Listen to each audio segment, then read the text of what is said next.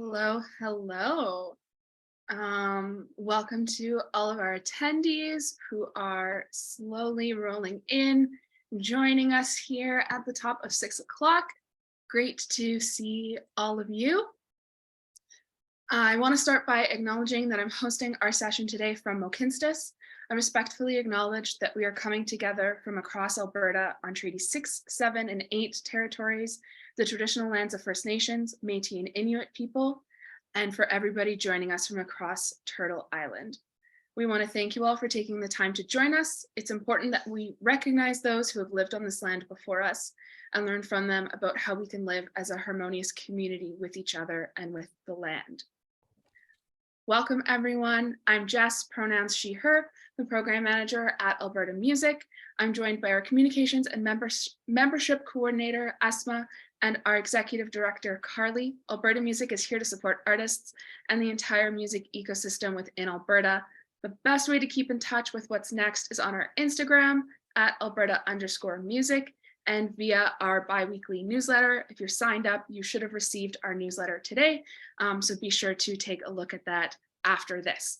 We're really excited to be having our second session here with our partners at Breaking Down Racial Barriers. And with that, I'm going to pass it over to the team, to David and Ian. The stage is yours. Thank you, Jess. Thank you so much. And thank you, Alberta Music, for providing the space for us to come together and connect and chat today. Our last session on Tuesday was a start, and we're going to continue that conversation today. And I'll just repeat a little bit of what I said on Tuesday, but my name is David, also known as Click Cox, and I'm originally from Alberta. I started off in the music business in the late 80s, early 90s. I'm dating myself, but I was part of a rap group called the Maxim Definitive. And I also had a radio show on CJSR, and I have a strong place in my heart for Alberta, even though I live in Toronto now, so I'm really happy to be here sharing and really diving into the journey that Black professionals and artists have here in Alberta, but also what we would like to see and how we could implement those changes in the industry overall.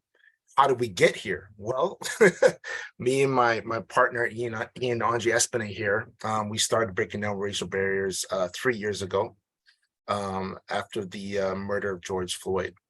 We gathered a number of Black professionals in the music industry to talk about our experiences in Canada. And we partnered up with CIMA, which is the Canadian Independent Music Association, and Advance, which is Canada's Black professional organization. And we created a declaration along as a report and on anti-Black racism in the industry. And since then, we've been basically tackling and providing these spaces for our community, but at the same time working with organizations and companies to help them with their equity missions and statements and how they can actually make impacts that we're trying to do today.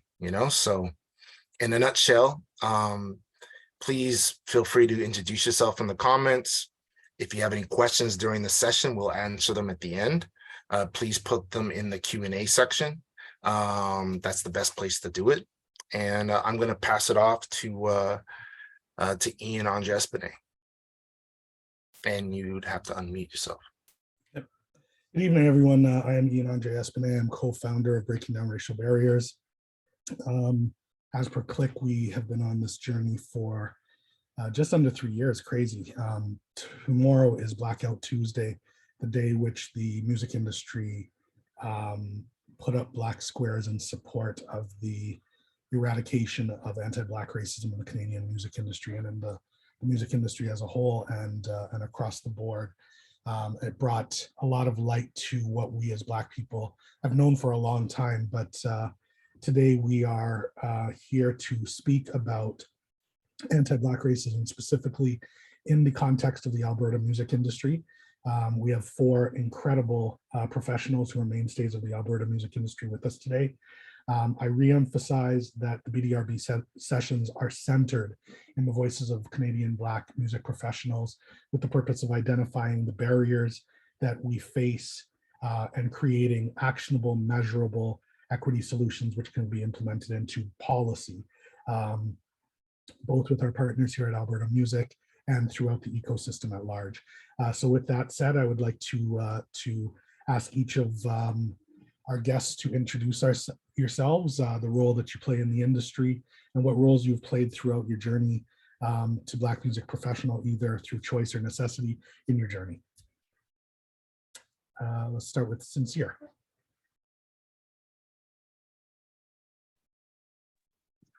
How's it going, everybody? I hope y'all all doing well. I go by the name Sincere. Pronouns are she and her. I've been doing music for a little over 10 years in the Alberta music scene, known internationally. Released my Factor-funded debut album, Tabula Rasa, in August of last year.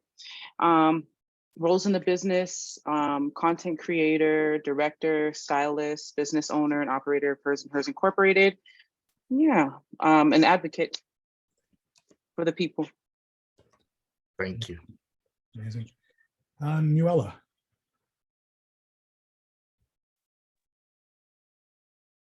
Hello, my name is Nuella Charles. I am from Edmonton, Alberta. I have been an artist for over 10 years now, put out, I think, my 6th project this past fall. Have been nominated for 3 Juno Awards back to back, which was really amazing. And consider myself to be an what do I call it, an artistpreneur, because I've really had to take on all of the roles associated in the music industry and kind of create my own company around myself because nobody would help me. So I had to help myself. So yeah, I'm really excited to be a part of this conversation. Benny.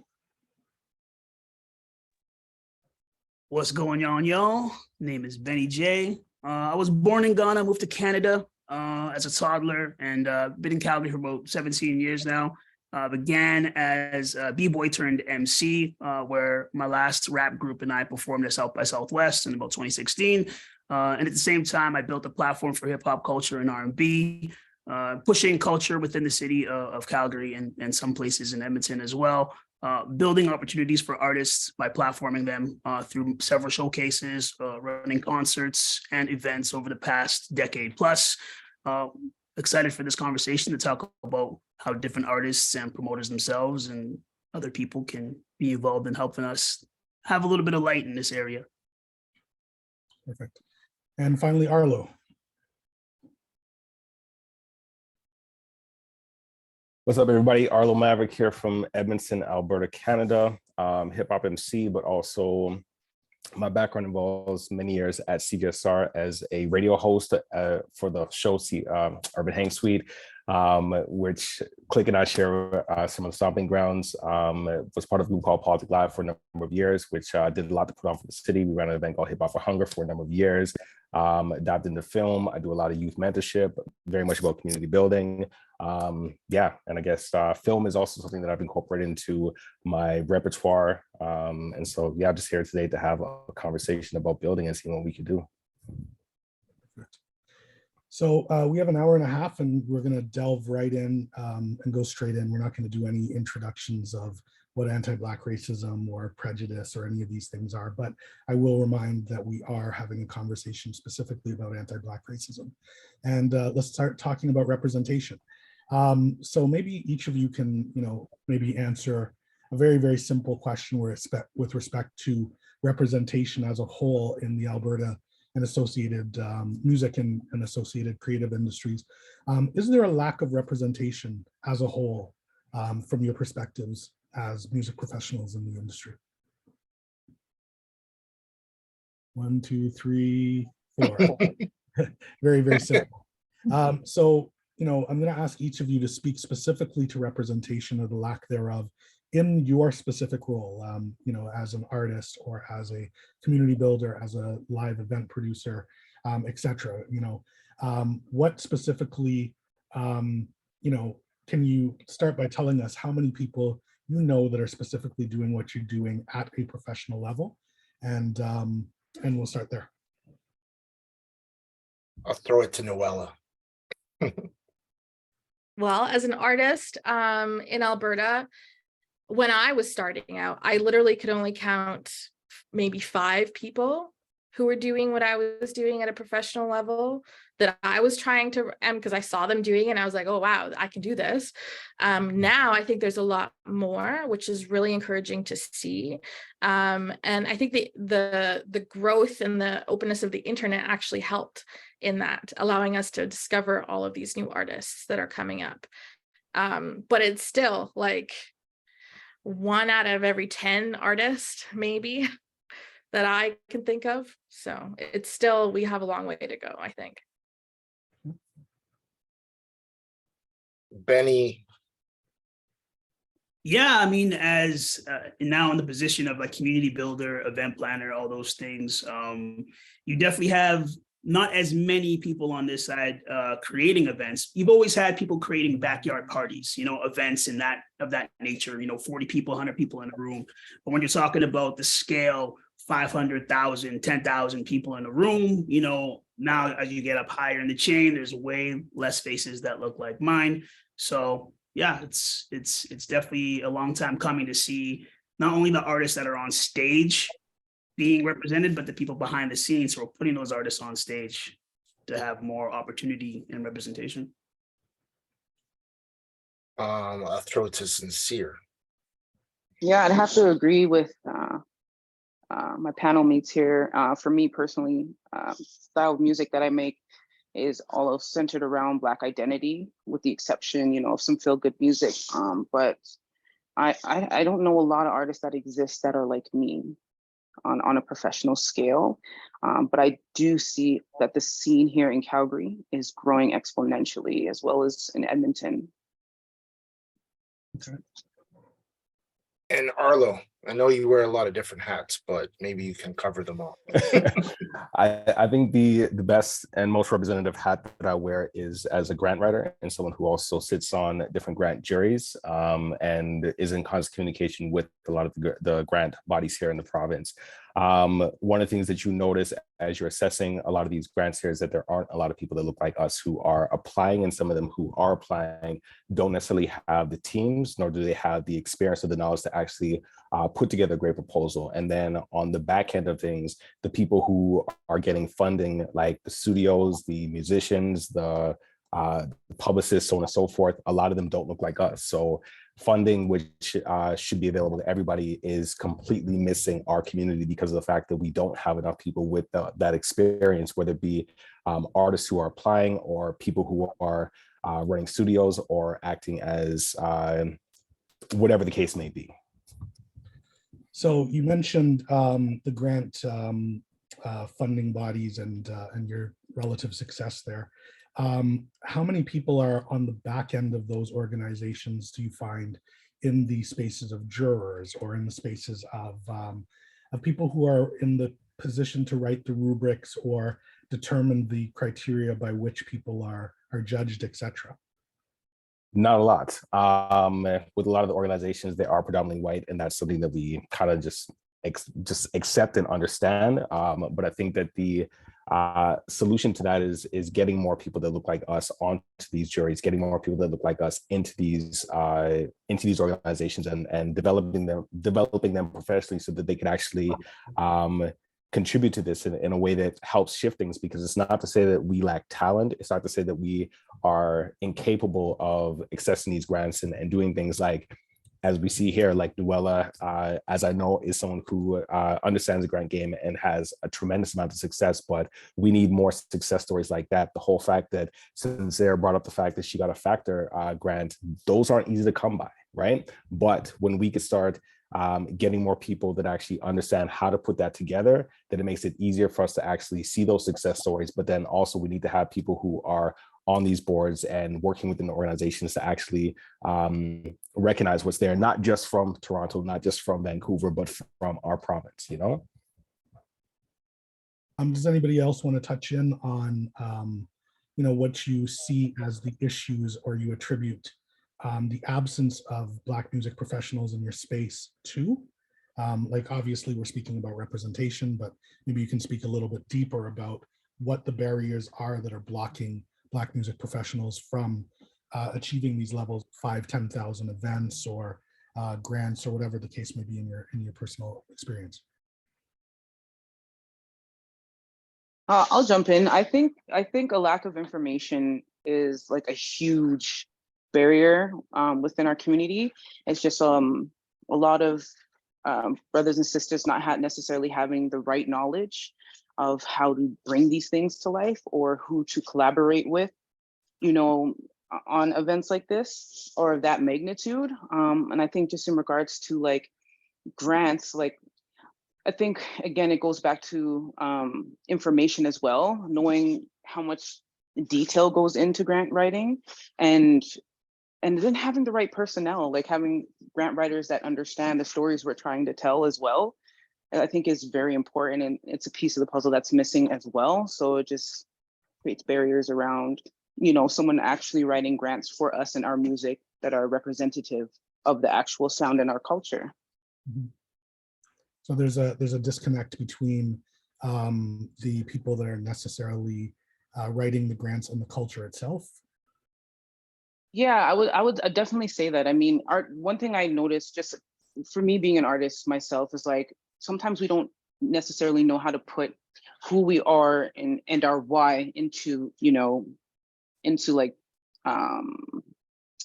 messaging.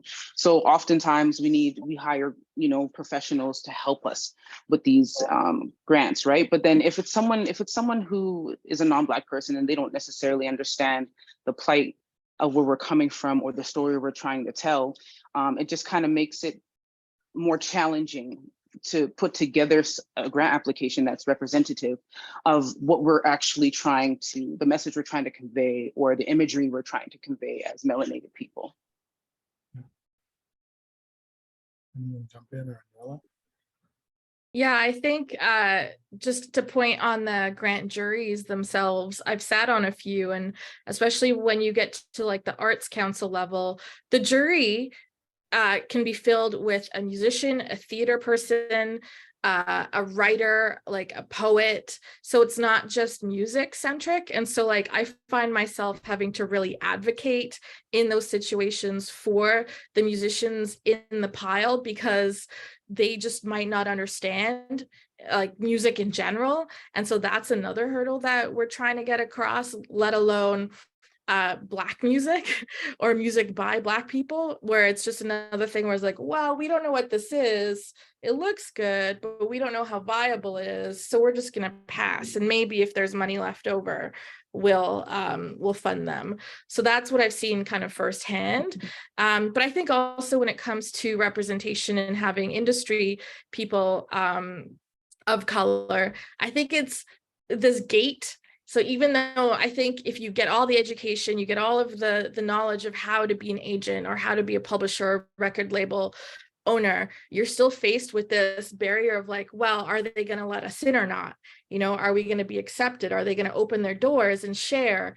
And I think for myself, that's the barrier I've come across. I've done a lot of things and still there's this door that I'm like, when are they going to open? Are they going to open it? Like, so that's, I think, just being a part of the community, but having the community accept us, which is, I think, the big thing. Arlo and Benny, and maybe you guys can answer this question just going off what Noella was saying. You were mentioning how sometimes the juries are made up of people that aren't necessarily directly connected to music. Are the juries that you're familiar with in Canada, not just Alberta Music, but other organizations, are the juries genre specific with the type of people that are in the juries, or is it a kind of open, like a open format jury process? Like we have somebody who might be in the country music judging something that is like soul R&B. Do you want to take this, Benny, or you want me to take it? Good. Okay. Sorry. Okay, so there's certain organizations that will have people who have different backgrounds because they're not just adjudicating hip hop or R&B or whatever the case may be, it'll be something that is spread across the board. So if you have someone who has no connection with Black culture or anything like that, they may not get it. And I've had that situation happen in other areas as it relates to video work, where you hire someone who's not from the community, who has all the skills and can actually film a great video, but then there's certain cultural things that they don't understand, and you're having arguments about somebody in regards to why that is not, why it just doesn't make sense, you know? And so that's where a lot of times we have to assume these roles in order to actually make sure our visions come through. And so, but speaking towards the whole situation of a jury or anything like that, there does need to be more outreach, but at the same time, though, you only like, one of the problems with assessing juries is that sometimes you're given multiple applications, and finding people, regardless of race, who will actually sit down and go through all the applications and has the experience and so on and so forth. And again, as Noel said, we'll advocate, because I've been in those situations as well too, where you're literally advocating for an artist who may not necessarily have what someone else has, where they have a publicist, have a team, they have everything in place, but this artist makes great music, and all of a sudden someone's saying, well, we should give it to this person here, but this person here, it's dope, but we also have not approved enough applications for people that are emerging and happen to be Black, you know, but make great music. So I actually have an interesting question that comes off of that, which also pertains to representation. You know, you said that there are individuals who have all of the things together, and they have the publicist and all of these things. And I'm kind of curious what the role of representation could do in changing the rubrics, for instance, and the understanding of the barriers that are behind the barriers that are behind the barriers, right? Like, so we talk about things like Black companies bootstrapping from less than $20,000 and not having money for incorporation. What are those? What could representation do? And then I have a follow-up question directly behind that. Like, what could representation do on the side of creating or reimagining these programs? I guess, Arlo, you're in the grant space a lot, from the lens of equity. Well, I think representation could allow for people who understand that the mechanisms and the approach that you take in order to develop a hip hop artist or an R&B artist or a reggae artist is very different than what it takes to actually represent or to develop a country artist or a folk artist or a rock artist. And in our country, this whole music industry, the infrastructure has been built around those genres. It hasn't been inclusive or even considerate of the fact that, like, you look at something like a mixtape, that's something that a country artist would never put out. So if you're an artist who has a mixtape, people, like someone in the country will be like, what's this? But it's like, we understand it, they don't understand it. The need to have multiple features on projects or work with different producers. If someone is on a jury and doesn't understand that, then they may not look at it from the standpoint of, hey, this is what you do to create a hip hop album or R&B album. They may look at it from the standpoint of, why do they need all this stuff here? So that representation is important in order for things that we understand, for it to be communicated or understood by a jury, and also to have somebody in that space advocating for these things that we know are essentially fundamental or just go part and parcel with who we are and how we create, you know? Even certain slang that we may use. If someone's getting a demo to listen to and all of a sudden they're just like, I don't get this, I don't think we should approve this, someone who actually understands it will be like, nah, man, like, you got to understand this. And also, sorry guys, I don't mean to dominate the conversation. I'll say this is great. All right. When you are in a position where you have people from other genres who can actually vouch for those other artists because they have big names, because they're getting radio play, they're on this playlist, they have media, so on and so forth, that knows who they are. But then you have someone who's known by our community. For example, let's say someone like Forever Friday. Forever Friday is big to us, but not big to them. So if we're trying to advocate for an artist who is big to us, and we understand that, like, yo, like, this dude is, you know, but then someone else is just like, well, I don't get this, so on and so forth, then that's where the disconnect happens. And having that representation is important, because we need people who understand, like, our side. And it's not even to say that you'll be able to satisfy every single genre, but we do need people who understand Black music, because right now, if you look at it, Drake, The Weeknd, like, the biggest people in music, popular music, are Black and they're from Canada. So how we are like completely neglecting this as a country in the sense of changing the infrastructure and changing the mechanisms doesn't make sense. Sorry, I'm going. Can I jump in for a quick second, Ian? Can I just ask a quick question? So based on what you just said there, is there a history in the Black community of a lack of trust because of what you just talked about? So is there? Yes. I'm not going to name any names, but there are organizations that have come along and have told us things, made promises to a community that wasn't as informed and didn't necessarily have the backing that we see nowadays, right? 2020, George Floyd changes everything, right? Where all of a sudden organizations that were completely blind to what was going on, all of a sudden now are aware of stuff that they knew they should have been aware of from years back, right? So if we go back to the history within Alberta as a province, we've had many promises made to our community in order to get the support and then bait and switch, you know? And we've seen situations where we have had promising artists who have not gotten the support. We used to have radio stations that used to say no rap, no crap, which is why a lot of artists from our province moved to other parts of the world in order to pursue their careers. So there's never been that support.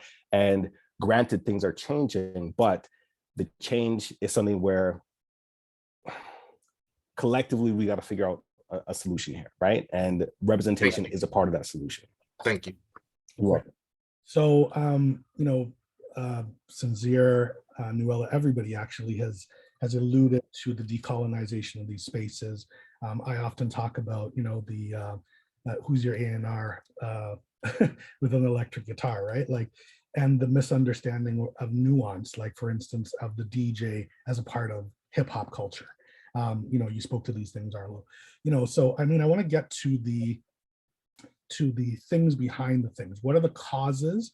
Sincere pointed and alluded to education. I know somebody else has alluded to outreach. What are the actual causes of the lack of representation, and what do you see as solutions for those in terms of ambassadors or outreach or like, when Sincere talks about education, going into those communities and doing grant writing workshops, etc. What do you see those solutions as? What does it look like? I'll touch base on a little bit of this. Sometimes you'll have, seminars, workshops, conferences, etc. They'll come into a space, but they won't do what Arlo just talked about. They won't represent what Rolling Stone named in 2018 that hip hop's the #1 genre in North America. There's no panelists, no publicists, no agents, no managers, no anybody that represents the hip hop industry talking about streaming, talking about rollouts, talking about campaigning, talking about marketing, talking about how you actually access the greater commercial industry. So they will talk about the other genres, as we alluded to, folk, country, rock, but they won't talk about hip hop or R&B. So if you're a hip hop or R&B artist in the #1 genre in North America, you actually still aren't getting any of that education. You're not getting any of that support. You're not even finding out about types of funding because they're not supporting the genre of music that you represent. And oftentimes when you are representing hip hop and R&B, they give one slot on a bill of 6 or 7 people to hip hop. Maybe it's the first act of the night as well. So they're not even getting as many people. So when you talk about the representation of the genres themselves, the idea of supporting it in a way of like, this is the infrastructure, but the actual genre specificness, which can be alluded more to Black music as well, or Black people, individuals, especially for the youth, there's really nothing when it comes to hip hop and R&B support. And that's one of the biggest crutches that makes it hard for a young artist to say, okay, I went to that seminar or I went to that conference and I learned how to be a successful artist or take this as a career outside of a hobby on SoundCloud, because there's not even a panel on SoundCloud because what genres are represented on SoundCloud. Yeah. So actually, I want to, Nuella said something that I thought was very interesting right at the top of the conversation about there only being about 5 artists in Alberta when you were there. When we speak about representation, we will talk about infrastructure a little bit later on. Where do you see the rest of the representation lacking across the ecosystem, from lighting and sound to lawyers and business managers, studios, or like where else do you see a lack of representation that is detrimental to the scene? For Calgary specifically, I'd say studios. I'd say there are not a lot of Black-owned studios. The majority of my projects have been mixed by non-Black engineers who don't understand how to mix hip hop, how to mix rap. And you know, the sonics of what we make it's so crucial for it to translate in its natural form at its highest. And I just find for Calgary, that's one of the biggest challenges, is just not having enough representation when it comes to engineering our music, and people that actually care about how our music sounds and how it should translate. So. And so I want to throw right back to you and ask you, what is it that is needed in terms of the creation of incubators for engineers for Black music, or for studios, for funding for studios, these kind of things that would make a substantial change in that space? Well, I truly believe that we need more melanated professionals that are, you know, willing to step into that space, because owning a studio, it's no easy thing, right? It comes with a lot of work. And I think if there was some kind of support group or some kind of committee where, you know, a future studio owner or an engineer could come and gain the knowledge, the insight, whether it's about the business, whether it's about, you know, different systems that are needed for this to function, whether it's about the marketing of that. I just think a lot of it is people just not knowing where to start or get their footing when it comes to that for us. So on a high level, from like the business side, or being, you know, at the end of your artist trajectory, one of the hardest things to do is to stay as an artist or an entrepreneur within the Alberta space. So what you've seen happen over the past handful of years is a lot of investment in the tech sector. So if you're a company that has some new tech updates to your company, there's grants available for you to bring in tech students or tech interns during the summer. So what would be really cool for the arts is that if the arts had funding to say, you can bring in an intern to handle your IT, your sound engineering, your graphic design, your marketing, your digital marketing, all of those kinds of assets that people don't typically think about. But because it's not in the space or at the forefront, you know, it's not supported when it comes to granting agencies or even just other bodies that are in the private sector that want to do granting and for whatever reasons, and for them to understand that it's a space that's needed. If we now knew that there is, you know, $25,000 available to hire only sound engineers, graphic designers, marketers within Alberta for the music industry, that's something that a lot of people could get in. There's a lot of ex-rappers, there's a lot of ex-producers, there's a lot of ex-DJs, people who still love music, still love the industry, and would love to put their knowledge back into the industry that kind of way. And unfortunately, when you're working with low economics, there's not enough money within the music industry on the hip hop and R&B side. It's hard to get people to, you know, further take risk and try to create a business from scratch that not many people know about, and then again bootstrapping it themselves. So if there was grants available at the highest level, people could start chipping in, start investing their time and working towards some other practices. Okay, Arlo and Noella. Did you want to go, Noella? Okay, all right. I just wanted to kind of just piggyback off of both what Sincere and Benny were saying, and just mention the fact that we can I posed this question during the last panel in regards to what can the white studio owners do, right? Because I think there's an ability for them to actually offer mentorship and teach a lot of these things. A lot of the producers, Black producers, don't necessarily have that experience or that knowledge, but it has to be done from a place of actually understanding and not being dismissive and all of a sudden saying, well, that's not real music, so on and so forth, because there is, again, just certain cultural things that they may not understand. And sometimes the reason why you don't see a lot of these younger producers working within the space of like a white studio is because they don't get the respect, or someone who is culturally sensitive to understand, to take the time to understand the genre and understand, I'm not here to change what you do, I'm here to enhance what you do, you know? So I think that that's important. And that also speaks towards a lot of these organizations. Like, there has been times in the past where funding has been allocated towards helping develop Black music in the province, but the people who are within the organization are not Black people and are not people who care or are connected with the community. So all of it goes, like, none of it gets invested, it just disappears, you know? So I think that we have to be able to And things are changing, but there has to be accountability in a lot of these spaces where people aren't just saying, hey, we're doing something for Black people, but then all of a sudden nothing's being done. There's no checks and balances. There is no, what is the tangible result of what you said you were going to do, you know? Absolutely. Yep, 100%. So Nuala. I don't really have much else to add other than like when you're talking in regards to the space of studios, I just think of real estate is so expensive just to live alone, but let alone to lease a space. That I know of other studios who are white owned, who are struggling just to sustain themselves, who have moved to home-based businesses and kind of transferred, you know, all of their sessions to their homes, which has become kind of the trend. So I think that as well is a barrier where not everyone might have an extra bedroom in their room to convert into a studio, like a fully like treated studio. So I think that's something we have to look at too. If you know, the arts councils or whoever wants deem studios important, we need the space to be able to have that.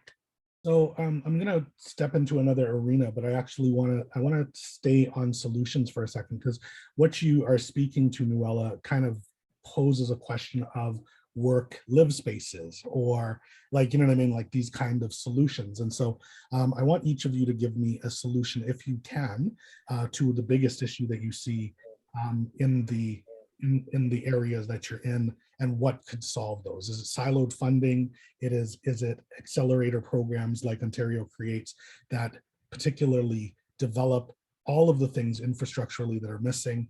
What are those things that you particularly need? I'll throw back to Sincere or Benny or whomever.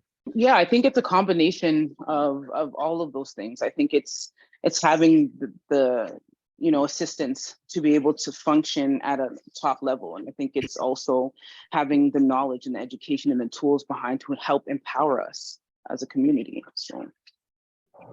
Yeah, and it goes back to, like, again, just a lot of the genre specific stuff to say the funding can be there and everything, but if we're in an incubator where they have 10 people in the incubator and there's only one hip hop or R&B teacher out of 20, that's not necessarily helping that specifically, right? So I think having more of a proactive approach to the genre specifically of hip hop, R&B, but it's not just hip hop and R&B, it's EDM, it's Afrobeats, it's reggae, it's whatever, right? But just having that proactive approach to say we have literally a balanced field of mentors up here that can actually properly teach and mentor in your field. So when you leave this camp, this workshop, this education module, that you can actually go back into the field and have effect. That's more of what I'd like to see. There's tons of incubators popping up, tons of workshops all the time, but very, very rarely is it hip hop 101, is it R&B 101, is it Afro beats in Canada? Like, it's none of that. And we got to call that right up front as well. Yeah, and I'm going to throw to Click in a second, but actually I want to bring the point back to the conversation that most of the time that we're speaking of Black music, we're speaking of the musical genres that we quote unquote dominate, but rock is Black music, country is often Black music, you know, and so it's like basically I want to reinforce the idea that there are Black people in all spaces of music, in every space, who require help. So I'm going to throw to a comment in the chat. I don't usually do this, but I thought it was interesting because it leads directly into where we're going. Basically, someone was saying that the EAC board will come, the last Black member of the EAC board will come to the end of their term during the recent call for board members. So there's going to be an absence and a hole in that board. And so it speaks to the question of representation on boards and MIAs, and how the absence, or, well, I mean, in this case, of Black artists and professionals on those boards impacts the community. And I want to speak to you guys about the outreach process, because so often we hear, we don't know where to find you, right? And my response is often, well, then get a consultant or get an ambassador or whatever. So, I mean, I want to ask basically what you guys think are the causes of the lack of representation on those boards and in those MIAs. Is it outreach, and what can be done about it specifically? I mean, I think it is outreach because I didn't know about it. And I tend to think I am quite on the nose of what's happening in the organizations. And so that it kind of makes my, I'm like, what's going on? So I didn't know about that. So I think it is outreach. I think it's just knowing how boards function, like what is the role, like it's kind of this thing where it's like, oh, all these people are on boards, but what does that entail? What is my commitment going to be? Like, we don't know this information. Like today, I no plug, but I signed up to put my name in for Alberta Music Board because I'm like, now's the time for me to do what I'm talking about, kind of step up. And I have no idea what it entails, but I'm like, put my hat in the ring, like, let's go.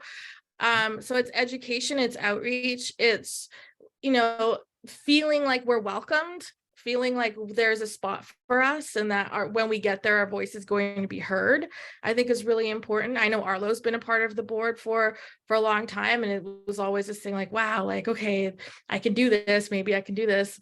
And yeah, I think that's just education and outreach is the biggest thing for me, I think. And so, you mentioned Arlo, and I don't mean to pick on you, Arlo, but I noticed that in many a conversation, your name comes up. There is more than one person in the community. One individual, one super token, one unicorn individual cannot be the response and the answer to all the problems in an organization or an ecosystem. Sorry, Noella, go ahead. But I will say I attribute that to kind of when I started, Arlo was going and he's like the only one left, from back in the day, like 2010, that's still going. And that's not everyone has the ability to financially to sustain an artistic career and to grow like into the different facets and to have the educational background as he does. And like even now, the only reason I'm applying for a board is because I decided to take a hiatus musically and to kind of like step back.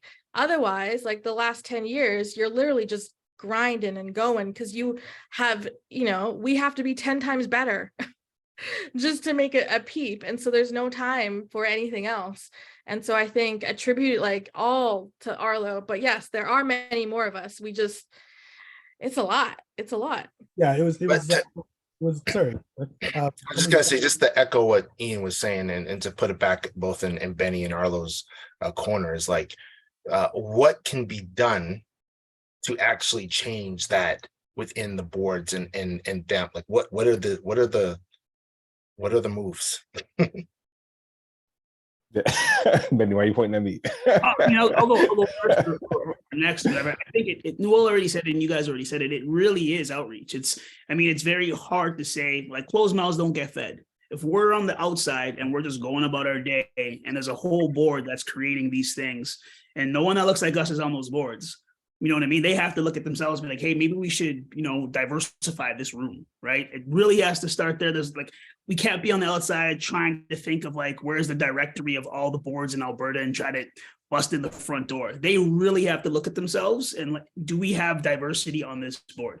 It really starts there. And I think the best that we can even say is have somebody on this side, like email everybody. But really, if they're really about that action, they need to have somebody dedicated to community outreach, and their job on a monthly basis is to grow this board to have diversity. And paid, by the way. What's that?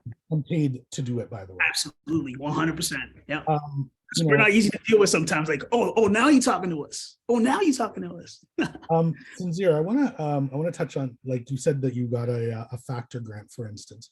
I want to know what kind of things that you have seen, like that you feel have been impediments to your ability to get grants, like in the juried music programs and specifically in Alberta. And I mean, everybody can touch in on this. Like, is it nepotism? Is it the length of the individuals who are on the juries? Is it the process for getting is it referral to get on juries? Is like, what is it? What are these things? Is it the lack of information as you've spoken to, Noella, and Sincere?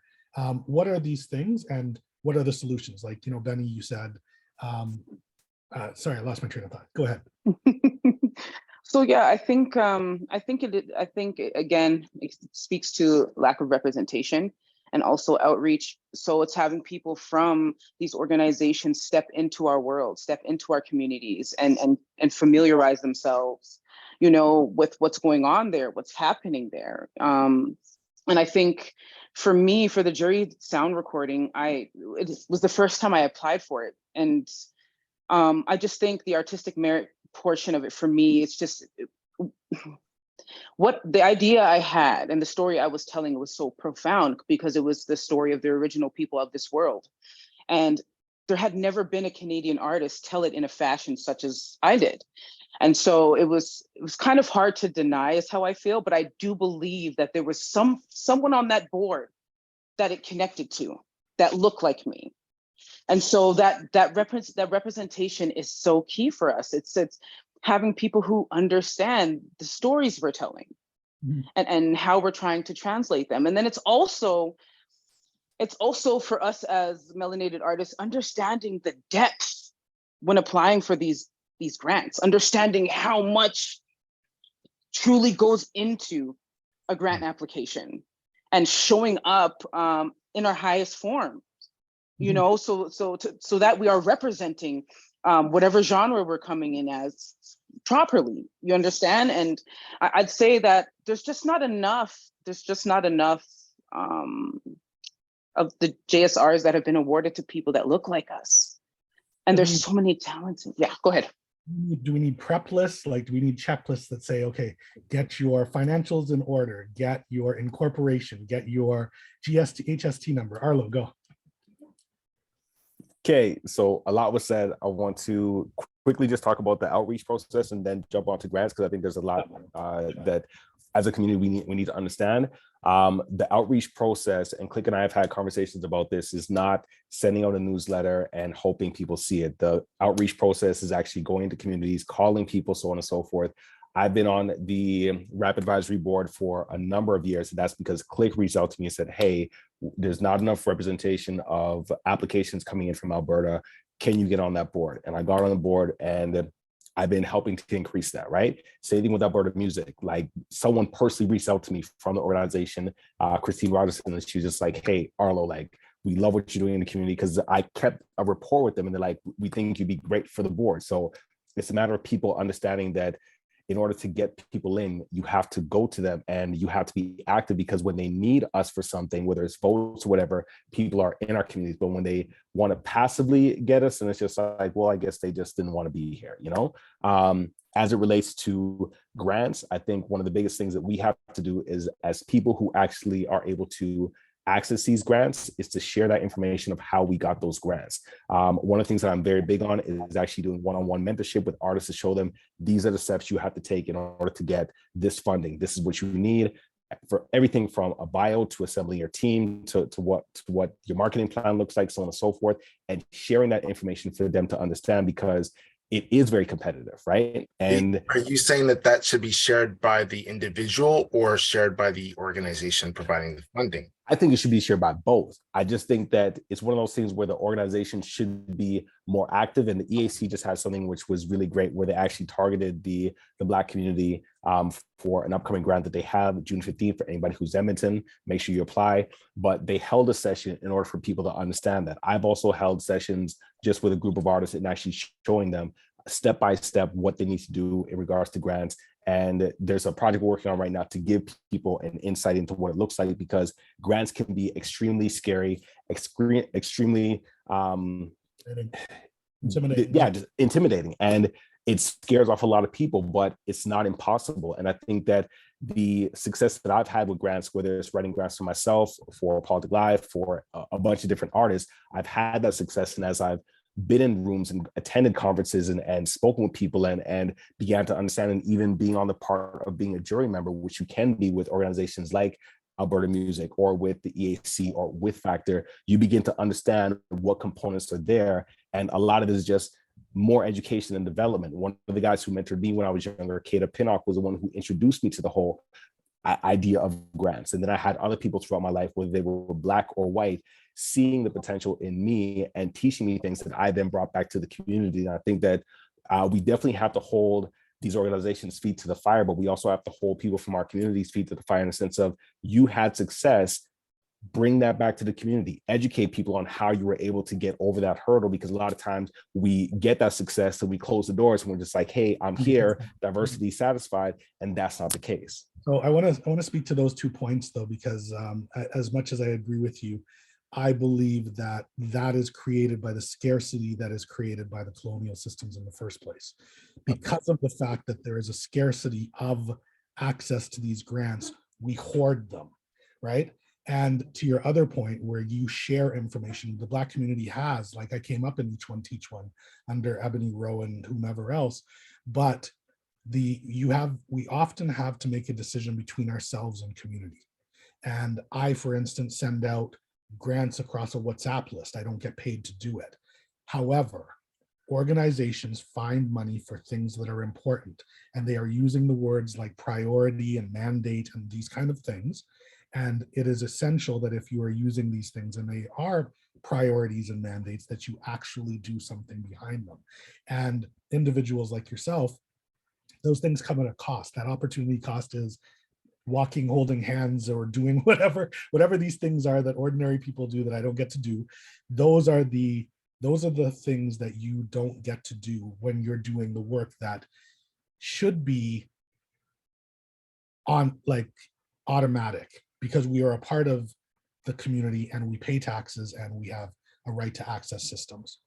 Oh yeah, no, But yeah, no, I wasn't disagreeing with you. I just wanted completely to agree with you. put it on the table for the 100%, 100%. Before Sorry, go ahead. Before we move on to the next question, I just want to quickly ask if is there any other solutions in regards to the jury music process that any of you want to speak about that hasn't been brought to the table right now? Is there any other solutions that you think would help that hasn't been talked about? I think us having our own sort of committee that, also does outreach and also educates, artists coming up on, the different grants that they can get and access to and how to apply for them and how to find funding, to hire a grant writer and these things. I think it'd be great for us to have our own committee and not always feel like we have to reach outside of ourselves. Thank you. The next question I have is Arlo was just trying to get something. Oh, sorry, you had another one, Arlo? Yeah, I just wanted to say one of the solutions, and I know that for a long period of time it was kind of seen as like a negative thing, but in the US, a lot of the record labels had a Black music department or a Black music blah, blah, blah, right? And that was created because of the fact that you had Black artists who were at white labels and no one understood how to actually market them. And so teams were created in order to make sure that they got that support. And I think that a lot of these organizations could actually have a division where it's like, okay, we don't necessarily understand this, and we're not going to be out at a 10 at 10 event. We're not going to be out at a hip hop in the park. But you know what? Let's find the people who are part of these organizations, bring them into the fold, and give them the support and resources for them to do the work that we know we should be doing, but we don't have the ability to do, and also pay them to make sure that they can actually say, hey, like, I'm doing this and it is helping everyone out. Because at the end of the day, like, there's a lot of work to be done. And when I look at organizations like Alberta Music, like they do a lot, but they're a small staff of people. But having the resources where it's just like, hey, you know what, let's actually get people from the community who actually have a better understanding, that begins to change everything. Because Benny is one of the most connected people in Calgary. You look at Benny, Jason James, like if you have those two people as part of Alberta Music, a lot changes, So Gotcha. Yeah. So my next question is, in your opinion, is Black art seen as part of the Alberta cultural landscape?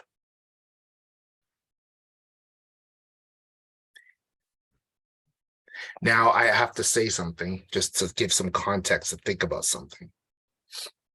Alberta is actually one of the first major places that Black people went to in Canada.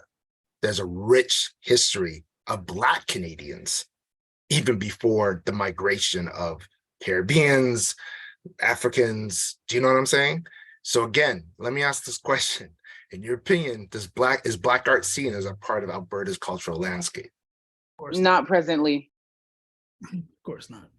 In the documentary work that I'm doing, it's uncovering a lot of the history. Click, you obviously know about the 1980s breakdance scene here in Edmonton that most people don't know. There's also a cricket community that goes back to the 70s. There's also, which Socrates' dad was a part of. There's also the fact that Black people have been in Edmonton. We often talk about Amber Valley, but have been in Edmonton since the late 1800s, and there's photos to show in the early 1900s of Black people being here, yet we don't hear about this history. I thought that when my family came up here in the 60s, 70s, and 80s, that that's when Black people first came to this province, but we have a long history here. Are Black musical genres and Black music professionals treated the same way as their peers from other races? Of course not. And within the genres, are Black artists and professionals treated as the same as their non-Black peers? Be it, let's say, like a Black rapper versus a white rapper trying to get on the radio or something like that. You know what's crazy? I seen that Dave East was coming to Calgary. There Oh. isn't one Black opener. Well, and it's not Black promotion company that's doing it. I'm just saying, you're bringing a Black artist. There isn't one Black opener. That's crazy. I mean, even to speak to that in general. So, I mean, we talked about it kind of earlier, but I wanted the conversation to flesh out a little bit more. If you love, again, speaking on the hip hop side, if you love hip hop, sometimes there's a hip hop tax, which means if you do a hip hop show, you got to have extra police on deck, which is easily an extra $700 to $900 just to have somebody present. So if you've ever worked with a budget for a show, sometimes you only have $2,000 to put on a show that you want to put on, or maybe you only have $10,000, and now a whole extra $1,000 or $2,000. It's pretty far. So for you to get a cop just because it's a hip hop genre can definitely inhibit what you do for a show, which also deters someone who maybe they did a show 2 years ago and they're like, you know what, I lost so much money, I'm not doing these shows again. So you'll have shows that will pop up and it has nothing to do with anyone in the Black community, but they just love rap music. So they'll bring a Dave East who gets a pardon to get into the country for the first time, and they're doing a show and they don't care about the culture. They just care about doing a rap show. And it's unfortunate, of course. So we're going to get into live a little bit later, but I think that there's an important thing there. Like oftentimes people love our rhythm, but they don't love our blues, right? And it's like, it's cool to bring rap acts, and it's cool to, like, when other things have been exploited to death and they are no longer profitable.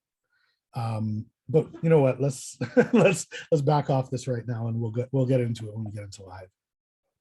One other question in the area of representation here is just is there how are Black artists who don't perform traditionally, like let's say Black art form, hip hop and R&B, let's say it's country, rock, pop, folk, classical, how are they perceived, and do you see that they are getting heard and the same opportunities and cutting through the way their counterparts do in Alberta? Noella? So I've went through a little transformation in myself where I believe I'm a pop act. I'm not an R&B artist. I'm not a hip hop artist. I'm not a rap artist. I am a Black pop act.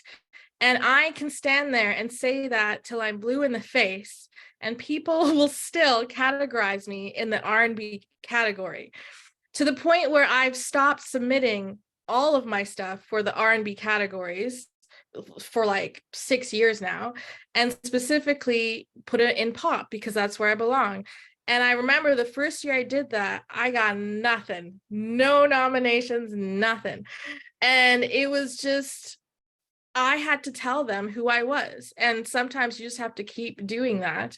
But still, I will never get the same amount of support as my white counterparts, to the point where I had to call out a jazz fest when they revealed their lineup and had similar acts as me and other people who sing the same kind of music, but they were all white. And so I was like, if you guys are going to have this kind of music, why don't you diversify it a bit? And they heard me and we had a conversation, but I think it's also they're in their own bubble and then they're just they work in their bubble and they know what they know. And that's it. So you really, I'm just like, I'm a pop act, guys. Come on. How many years do I have to tell you?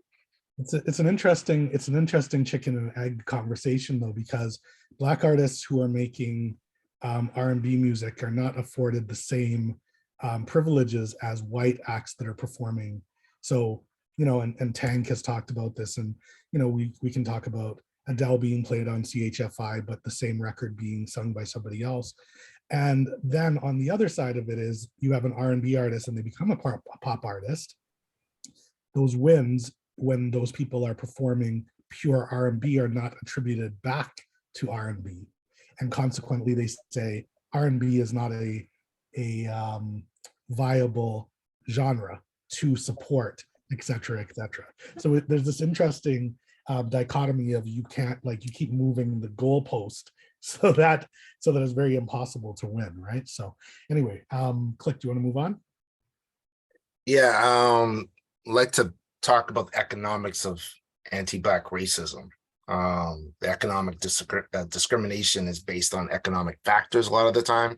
These factors can include the amount of capital funding that is available to Black people in the spaces. So I guess, you know, what are some of the steps and processes that you guys think are needed to create spaces for Black artists and their arts? And like, what's that funding look like? What is needed economically to support?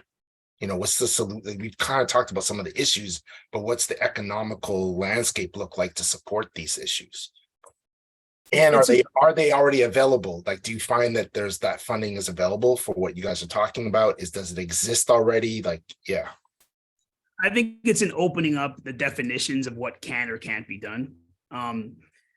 Everyone has talked about it to a degree, but when you talk about creating an LLC or corporation or a nonprofit, or not creating a nonprofit, just creating a business, you know, sometimes you're not afforded that opportunity because you're not a nonprofit. So to create an idea just on something that could be a bigger idea later down the road, if they feel that that genre or what we're talking about or what we're trying to bring to the forefront with our storytelling isn't within that metric, or sometimes they're not accounting for it in their guidelines. Sometimes their guidelines say, hey, it's got to be this, it's got to be that, it's got to be that. And it completely misses anything you're trying to bring to the forefront. Those economics get completely missed. And it could be something upwards of $50,000 to put together a production or something. But because the stuff that you want to bring to the forefront aren't in the guidelines, then you're not even able to kind of access it. So I think just opening up sometimes what those guidelines can be, those limitations can be. Maybe there's a suggestion area for something that doesn't meet these guidelines. Maybe contact us for a one-on-one or something like that. I don't know. I've noticed that in the past where there's been clear chances for some kind of event that doesn't really lend into the idea that you want to bring to the forefront. So if you could open up what those parameters are, it would make it a lot easier for people with innovation and new ideas to help fund those ideas. So Benny, I want to throw back to you directly. I'm going to ask you a direct question. So you ran a space for like years and years and years. I ran a space for 2 years. Yeah, years and years in our lifespan. Right? Yeah. We were able to access core funding. Like, it was a multidisciplinary space as far as I understand. Were you able to access core funding? You know, like, and you know, maybe Arlo, Nuella, Sinzir, you can speak to this. What are the available options for 3B, for Black run, Black led, Black owned, Black serving spaces? Well, right now, that space actually was funded partially by Alberta Music. So shout out to Alberta Music for that funding. And that funding wasn't even directly meant for space. It was meant for production ideas. So it did fit into what we were doing. So it ended up working because it was outside the parameters, but there was room outside those parameters. When you're talking about space specifically, there's only one funding body that I'm aware of, and it's the Calgary Arts Development. And it's an operational budget that does have certain parameters within it, but they actually had to stop it at the beginning of the pandemic. So I'm not too sure about what they have available moving forward, but there was like if you were doctored in, or I forget the name for that, tenured in earlier, right before the pandemic, then you're okay to get your funding for another couple of years, but there was no new applications allowed. So outside of that, I have no idea what's currently available to be able to go ahead and run a space. Does anybody have any other insight into that question? Do I have any more insight into that, or Arlo? I was asking if anybody else did have any insight. I don't have enough to speak knowledgeably on the topic, so I'll defer to, yeah. It goes back to sometimes a lot of that, like, like what Sincere said, we need studios, of people, Black faces running these studios, people that can come into these spaces and, up level their skills into a new space to say, hey, I ran stage for a long time, or I was a bass guitarist for a long time. I know how to run tech, like, and be to a space. But unfortunately, without access to those spaces or to funding to go ahead and create a space like that, you're waiting for someone else to create the space instead of knowing you need that space, but there's no funding for you to create a space like that because it's outside of the parameters of a space like that. What? Sorry.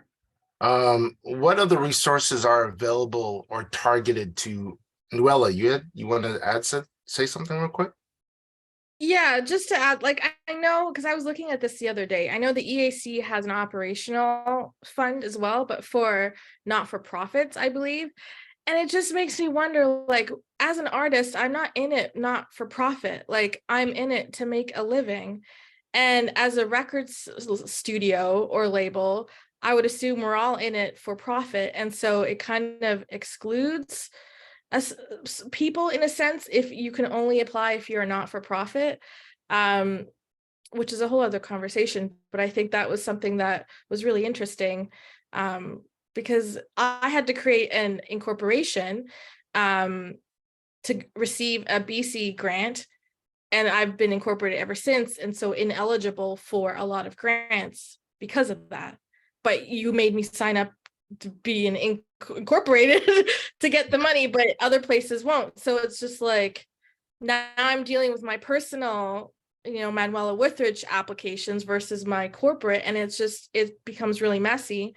And that's if for people who don't have business knowledge or know-how, they would have no idea how to navigate the landscape. And so I think when it comes to accessing funds, there should be a fund to help people access the fund. Teach us how to, show us what they that's a good idea, right? Like, there's accessibility funds available that I've been seeing on a lot of applications if you need help, but that's a different kind of like access, like disabled people who might not be able to, who aren't fully functioning, able to write the grants, they have help. So like, not everyone has the knowledge, and I think that is the biggest barrier. And it just becomes this thing like, I don't know what to do, I'm not going to do it. But yeah. Right. Yeah, the nonprofit one's a big one, because as artists, they look at art as the hobby. It's like, oh, we'll just form a little collective around that and then go put it together, versus like, can I not just treat this as a business and go at it in a way where it's sink or swim, where you guys are helping me get started? Mhm. So Yes, If I can sorry. chime in. Okay, so in Toronto, Fresh Arts was a program that created many of the icons that we know of in Canadian music. Remix Project is now doing that. In Edmonton, we've had situations similar to that called iHuman. And I think that if we're talking about spaces, I think if we are talking about spaces where you're able to develop an artist or develop a community, that's entirely different, because that can operate within a nonprofit space. And we've seen examples of that throughout the city, right? And across the country as well too. And I think that in that situation, it's not a situation of, hey, Black people are asking for a handout. It's a situation of, here are all these other examples of communities who are doing the same thing, and we are asking for the same resources so we could develop, whether it be professional development or artistic development, because something that a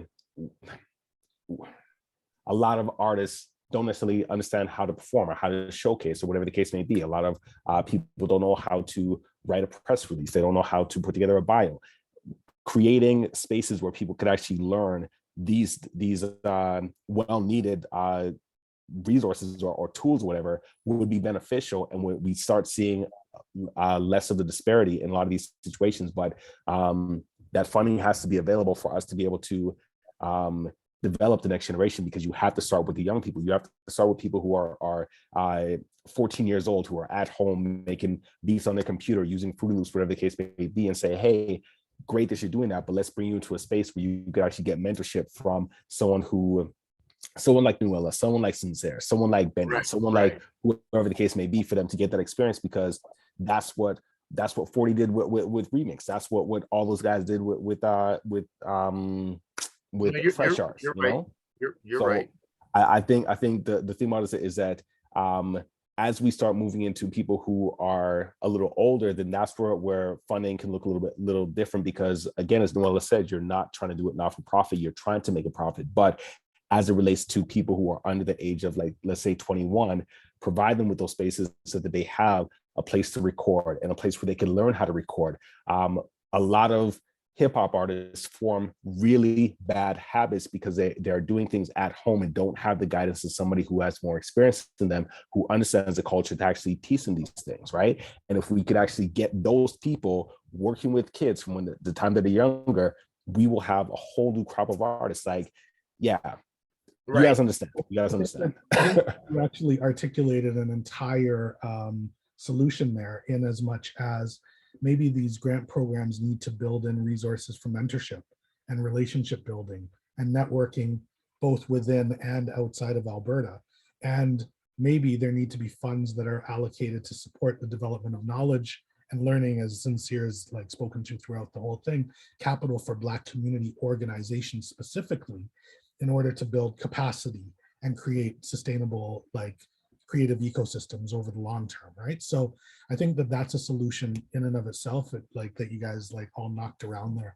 I guess it also comes back to a little bit about, like, was mentioned earlier, just the lack of outreach in these communities, because there are professional development programs, there are these things, but in Alberta, we, from what was told to us on Tuesday, I'm sure you guys will back up whatever I won't say for sure, but like, is there a lack of Black professionals on the business side to actually support and be part of the team for Black artists in Alberta? Is there a lack of that? Like, correct? I think that there is, in some ways, there is a lack, and in some ways there isn't a lack. And the reason why I say that is that I could take the four of us were here from the province of Alberta, and we all wear multiple hats. So we've had to be publicists, we've had to be managers, we've had to be booking agents, we've had to be all these different roles that are part of facilitating an artist's career. And we are not the only ones. So if we're able to do this stuff, like, and as you begin to grow your brand, because a lot of times it's just you by yourself doing it, right? But if you're able to bring people into the fold, you're able to teach people different tools, and that allows for those people to now wear a hat. Like, there are people who have all the skills to function within these roles, but have never clearly defined themselves as being that thing because they did it out of necessity. So I think that there are people who have that. I do think there needs to be a development of more, because at the end of the day, like, especially like people who look like us, we need to have artists that are creating that traction for them to need to bring in those people and to be able to employ those people as well too, right? And that could be a situation where a grant could be there to help develop those things. And because the way I see it is that as I level up, I want my people to level up. Drake has this one line where he says, I mess with the people, I'm managed by the people I mess with. I grew up with, because I'd rather give that 50% to someone who I F with, right? To me, that is so brilliant, because it's like, he's surrounded by the people that came up around him, and he employed them to give them the skills for them to know how to be a tour manager, how to be his publicist, how to be his manager, so on and so forth. Then if we're doing that, then we're creating our own microcosms of what it's supposed to look like. But those people still need development, and also need to be put in situations where they can learn from more people. And Breakout West, Canadian Music Week, North by Northeast, all these situations are great, but there needs to be more consistent development, incubators, whatever the case may be, mentorships, so then people are getting it on a consistent basis and they can level up and then be put in situations where it's like, hey, Sincere is going on tour. She needs a tour manager. Guess what? Her tour manager is Black. She needs a studio engineer. Her studio engineer is Black. Like, we have to be able to put people into those situations where we have the choice to basically choose whether or not we want to have someone Black or not to have someone Black. At this point in time, a lot of us don't have that option. We have to go with someone who's white, and it's not to take away from who they are, but at the same time, though, like, if we are the ones who are saying that organizations need to do better, then we also have to be the ones to be able to lift up our own people, so that way we're all rising together. And when we go into a room, it's not just us as the only Black face. There's more people, because we've created those opportunities based off of this idea that we had. So that's actually a perfect segue. And three of you are artists. Benny, I guess you used to be an artist as well. Tired, man. My hiatus.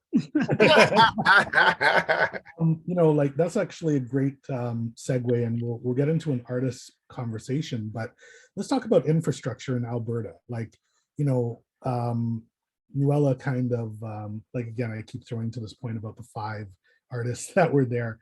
But I'm wondering if there is a lack of, and Click talked about this, and I talk about 3B all the time, Black led, Black run, and Black serving spaces. Like, as artists, what are the things that you guys are finding are missing? You said spaces, studios, Sincere, graphic designers, professional development, like photographers, record labels, music professionals, business managers, legal. Like, what are the things you're missing? We are missing Black lawyers. Sorry, Nuella. Sorry, jump in there. We're missing. I ain't never had a brother approach me or a sister approach me when it came to lawyers. It was always a white person. I have never worked with a publicist that was melanated, ever. I headlined the Calgary Folk Music Festival, and there was more representation, but for hip hop, I was like the only one.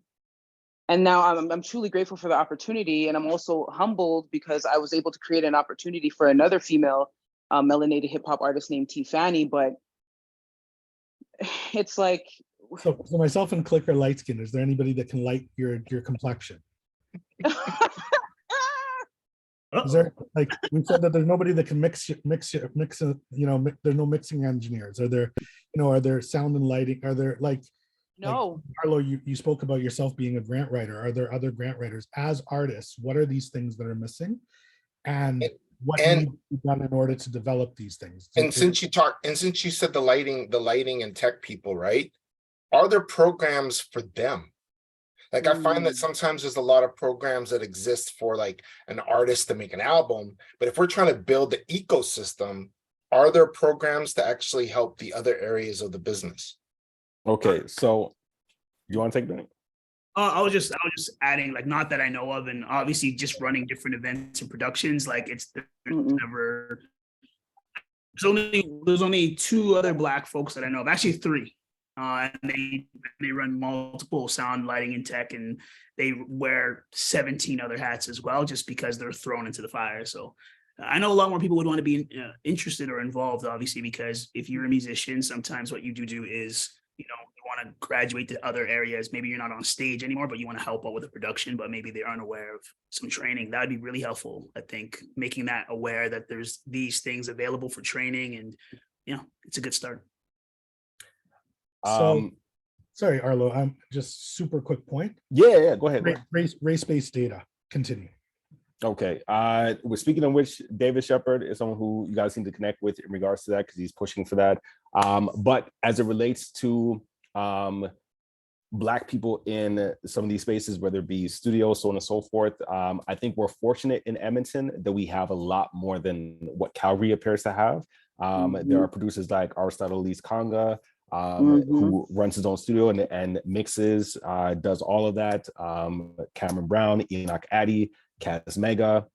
We have a lot more in this city as it relates to that, even as it relates to Black musicians. Like, the McEwen program has developed a whole new flock of Black musicians who play multiple instruments. So we're going to see things changing as it relates to grants. I've been advocating and pushing for Black people to actually understand the grant writing process. I've released blogs on how to write grants. I've actually sat down with people. I've gotten to the point of stopping writing grants for people and teaching them how to write grants, and then saying, send me your grant when it's done. Now that I'm giving you the gems, and I will go through it and help you build it to what it needs to be. So for me, it's about being proactive and taking the skills that I have, and even like finding people who are just like, okay, I need someone who can handle merchandise. I need someone who handles graphic design. We have a lot of videographers out here. Sam J, myself. Do you have a list, or if you got into yeah. Even Bobby T. Is there a list of this that is paid for by somebody? Because when a member of the community passes or like stops, a library dies every single time. So there's all this knowledge in Arlo. Yeah. However, there needs to be a formalization of these processes and things. And so, for instance, is that a solution? Is there a directory of Black lighting, on-air personalities, media people, live space professionals, business managers, lawyers, that if you are looking for these resources as an artist, that you can find them? I would say no. Okay, I would say yes and no. And the reason why I say that is that there is a brother who's been involved with like developing just and supporting Black people here in this province for a number of years. Minister Faust, who was a mentor to me, a mentor to Click as well too. He created what was called the Edmonton Black Pages a number of years ago, and it was a directory for anything Black. If you wanted to find a Black restaurant, it was in there, so on and so forth. So maybe it's a matter of nudging him and saying, hey, how do we recreate this, or how do we bring it back, so then that way we can actually include all the names of people? Because Bobby T and I'm not sure if he's in the chat right now, but he and I have had the conversation in regards to like, how do we create a database that actually includes all Black professionals, creators, so on and so forth, so that way if I'm working on a film and I want to hire a Black person to do grip, a DOP, so on and so forth, I could reach out to that. And you guys may or may not be familiar, but there's an organization called Story Hive based out of BC, which recently did a thing called the Black Creators Edition, where they funded a bunch of different like Black creators, and their website has a huge list of Black creators, like filmmakers, so on and so forth, that we can access, that can be part of this mix, because as creators, artists, we need that, so yeah, just want to put that on. And like to your point, or to my point rather, there are organizations that are also looking for us. And so it's like, again, the question is, if they do not know Arlo, how do they access? If they do not know Nuella or Sincere or Benny, how do they access? And so, like, again, I'm trying to provide, like I'm trying to find tangible solutions that can actually, like go into play. So our friends at Alberta Music can say, okay, you know what, we need to put aside funding for the creation of this directory. This is how much it will be, and this is how much it costs to maintain it. Because I know that a lot of the work that you're doing, Arlo, is from, like for the culture, you know what I mean? But it shouldn't have to be that way necessarily. Well, it shouldn't be in the long term, and at the end of the day, we're all here because we want to implement what we believe will grow actually a bigger economy for all of Alberta, but also a bigger economy for the Black people of the culture, the creators, you know what I'm saying? And making sure that we are present in every action moving forward. Yeah, so I mean, I'll just throw a very, very simple question to the artists, everybody in the conversation. What is a solution that you would see that would help you or upcoming artists as an artist? Whether it be economics, whether it be training, whether it be free website like assistant, like what are these things that you need that our friends who are in positions to assist and be allies can provide? I think for me, touching on, I had a very strong reaction when Arlo was saying we've had to take on all these roles out of necessity. And my first thing was like, yeah, because we had to. No one was going to help us, but we necessarily, I mean, for myself, I don't want to have to do every single thing, right? And so I think back to when I've been part of all of these development programs, and even just recently, like I was part of an export program and I had a mentor from London who was a Black professional, and she attended the big Western Canadian musical event that happens every fall. And her comment to me was like, it was so like interesting being invited to be a delegate at this event, going to all, which I think it was like probably the most Black artists I've seen showcase on a weekend, but her being the only one who looked like her in the room as a professional. And so I think that's where we start. Like if we want to, like for me, I really want infrastructure, agents. Like I had one of the only person of color who was an agent, and then he moved, and he was East Indian, and then he moved to Live Nation, which of course, if Live Nation's calling, you go. And so like I lost that rep, and as soon as he was gone, no more shows, because he was my junior agent. No more shows, to the point where it's like, why am I, that was my livelihood, and my livelihood was taken away because my representation left. And so if we want to build the infrastructure and build the professionals, we have to bring in people who look like us, but who understand pop music, Black pop music, hip hop, R&B, jazz, rock, country, for Black artists, because we all fit in the space, but we need people who are able to be like, hey, you need to listen to this. So one of those solutions, specifically what you're getting at, is the idea of programs that bring individuals that look like us to discover Alberta artists into the marketplace. Is that what you're saying? Correct. Bring in the delegates who understand the music that you're programming. Because if you're programming hip hop acts and R&B acts and jazz acts, bring in the delegates who then understand that. Otherwise, you have artists having one-on-one meetings with people who are just staring at you, who are just kind of sitting there for their 10 minutes because they're paid to be there, and then they leave. And you're like, that was a waste. I've gone through so many years of professional development incubators and programs where the education is there, but it's hard to implement anything because the delegates who they brought in don't mess with hip hop, don't do R&B, are solely in folk and rock. And it's like 3-time Juno nominated artists, and I can't even tour.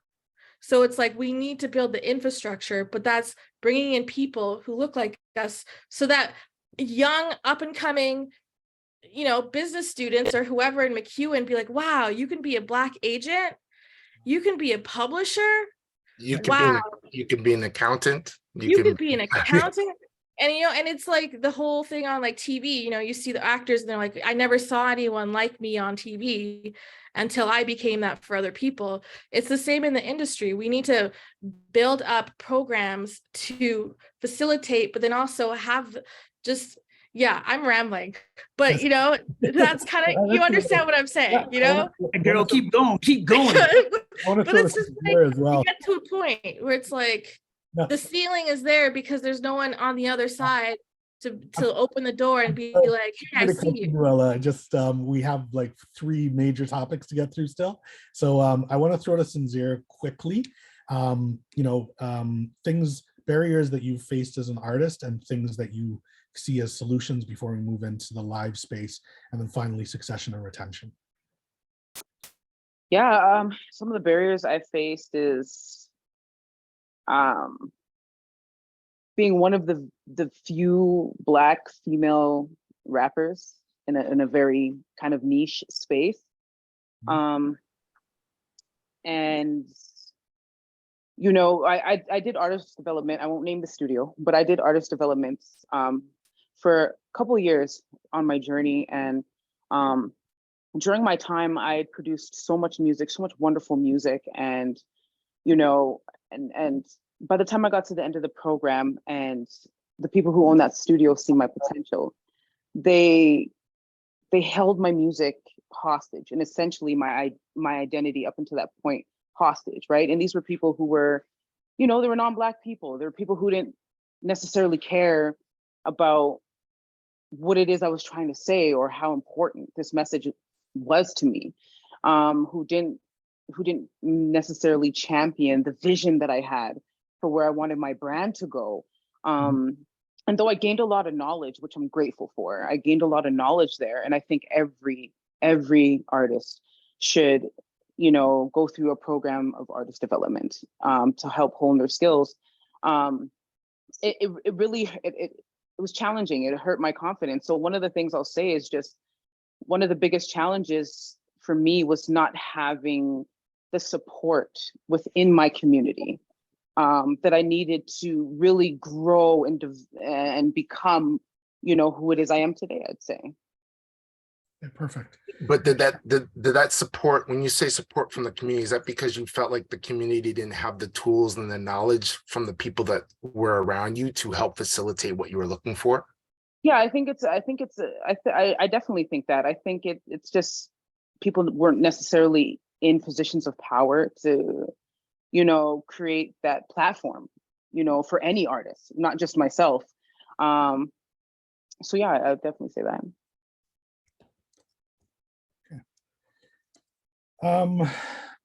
Okay, I want to move over to, because I know a lot of you are artists, but I actually want to segue into the artist space, into the live space. Like we touched on the fact that there are no agents representing Black music genres and people from the culture.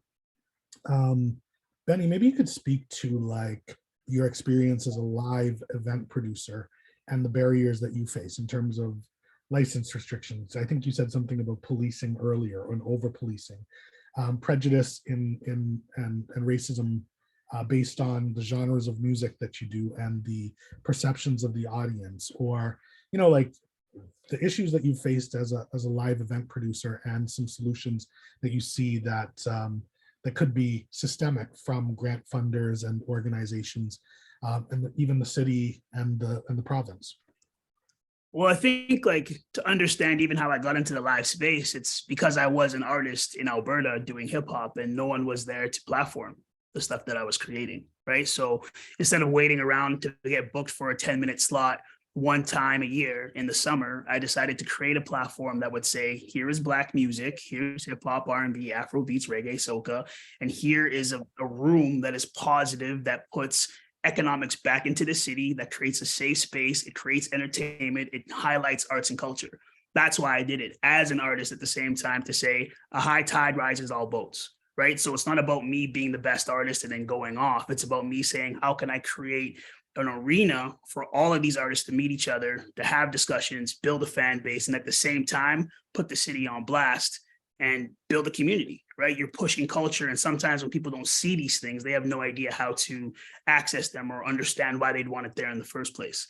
So then I entered a live space by necessity, not because I wanted to. I didn't want to be, I don't even like the term promoter, because, at the end of the day, I just like creating spaces of people and creating community. I want rooms that look like me. And I feel like to be somewhere, I shouldn't have to feel like an oddball in the room every single time I go somewhere. I say that I have family members, I have friends that look like me, and this house party can be just as big as a stadium. So sorry to interrupt you. I have to do it because of our time, right? But what, for you creating those type of events, what type of issues were you having to create those events?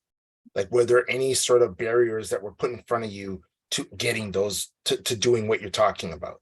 So initially, and even now, there's not many Black venue owners, period. There's not that many venues for spaces that, you can do live events to a degree of different capacities. In Calgary, we have a limitation. I don't want to speak about Edmonton, but in Calgary, we have certain limitations talking about capacities.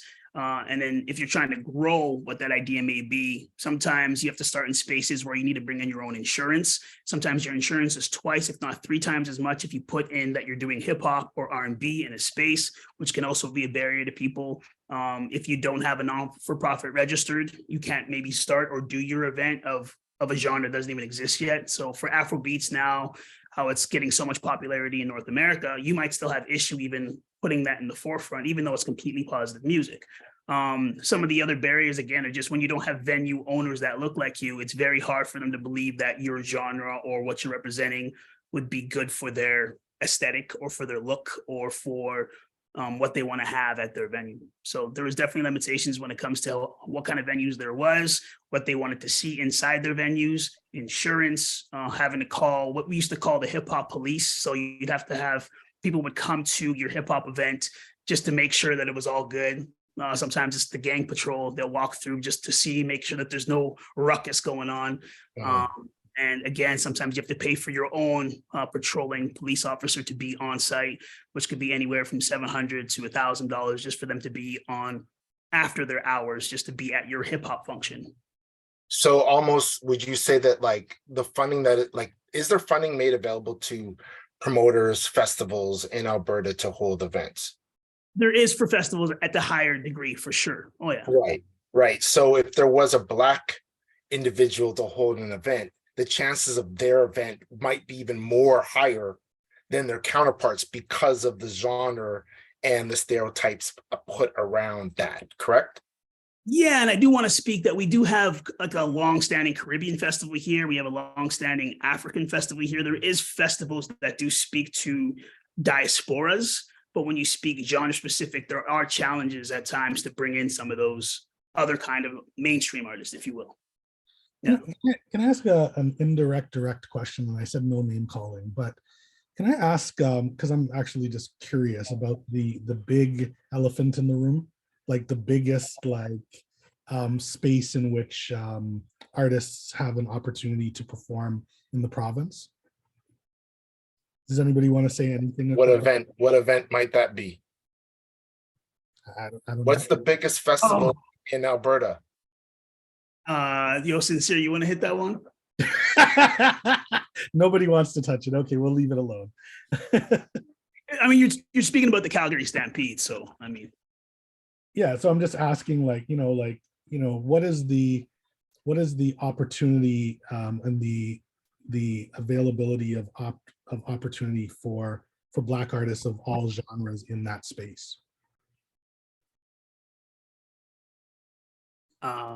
We can leave not that much. We can leave this alone because, like a lot of, and I'll speak to that because that's a data point, right? So in a society where there are limited opportunities to perform or be, and Nuella spoke about this earlier, if Live Nation comes knocking, why would you not go? Because there is nowhere else for you to be. Consequently, and I can't rap. INDEPENT. Right?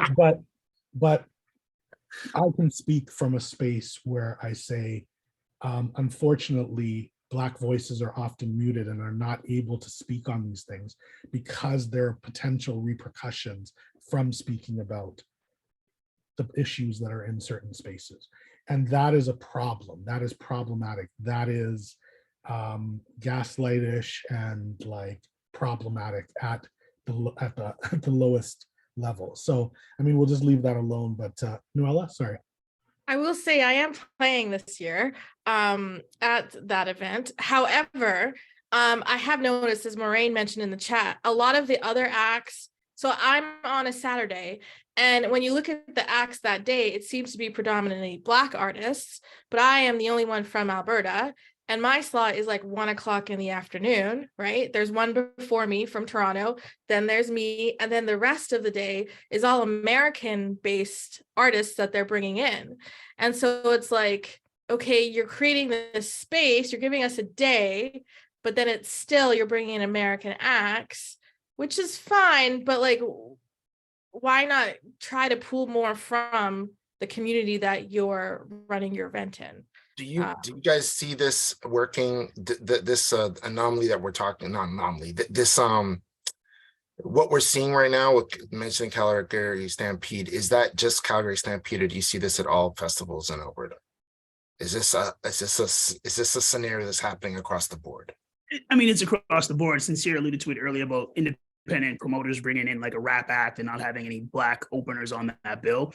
You do look at something like the Stampede. The Stampede's a time of year. There's obviously the Stampede non-for-profit organization that runs the whole Stampede grounds, and there's several stages, but then you do have private people as well who have separate venues that do their own things. And, around the idea of Black music. And yes, there's not even a focus on opening acts unless they can drive ticket sales. And sometimes it's not about ticket sales, it's just about putting people on stage, right? So they're not Right. here to invest in culture on that side of it. They're here to take from the culture. Got it. Period. So Arlo, you had your hand up? Yeah, because I just want to talk about the equivalent of the Stampede, which is Klondike Days or K Days here in Edmonton. And I think that we've had a different relationship. Artists such as Moraine, such as myself, and I'm almost certain Noella as well too, have had the opportunity to perform at some of their bigger events. They are now getting to the habit of bringing down a huge headliner, and we have seen artists from local artists get put onto those stages there. And obviously there's still more work that needs to be done, but I think that there's someone in the background fighting for us and getting us onto those stages there, where I think that that's where things tend to fall apart, in the sense that if we don't have people on the inside who actually understand the culture and are fighting for us, then a lot of times people just don't care and just do whatever they want to do. But you need to have people from the community essentially like inside the machine changing those things, because as we become more involved and ingrained and integrated into a lot of these organizations, then things begin to change. And sometimes it's a matter of being proactive and going down to these organizations saying, hey, we'd love to help, presenting ideas and saying, how do we make it so that moving forward we can ensure that there are Black artists, because tomorrow is June 2nd and a lot of people put up Black squares. So I think that's where we have to start saying, hey, remember this Black square you put up on this date here? What are we going to do? You know, what would be a solution that would ensure that? Like, is there a practice or solution that, like, a lot of these festivals get funding, right? So my question is like, is there some type of thing that can be put into place that would dictate that a local has to be on a festival for that funding? Do you think that that might be, has that been something that any of you brought up before? Like, is that a concept? I don't know.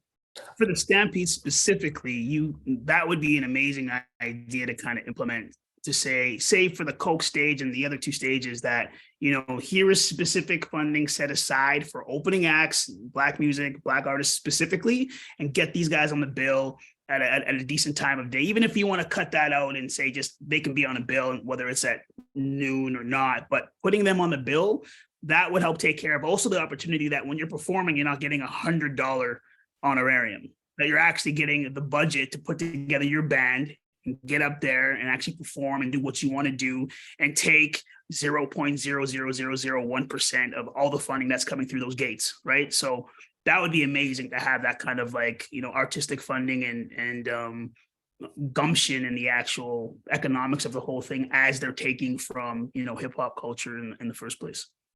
And I think that also adding in merch as well too, the opportunity to actually sell your merch while you're there at these things, because sometimes you're put in a situation where it's like you get the show, but then it's like, hey, can we set up a merch table? And it's just like, no, we don't have space for that. It's like, these are things that I think organizations like Alberta Music, if we got behind them, could actually advocate for, in the sense of, hey, we have this great music scene in Edmonton, great music scene in Calgary, Red Deer, whatever the case may be. Here are some artists that we suggest, because that essentially, I'm not sure if people are aware, but Breakout West, when you are applying for Focus Wales, when you're applying for South by Southwest, whatever the case may be, it is organizations here that have a role in helping select the artist based off of, okay, well, we're familiar with the artist and we think that they would be, they're export ready. So to implement something like that, where it's like creating that relationship with the Stampede, creating that relationship with Klondike Days, where it's like, hey, we have our Black music department and they will help in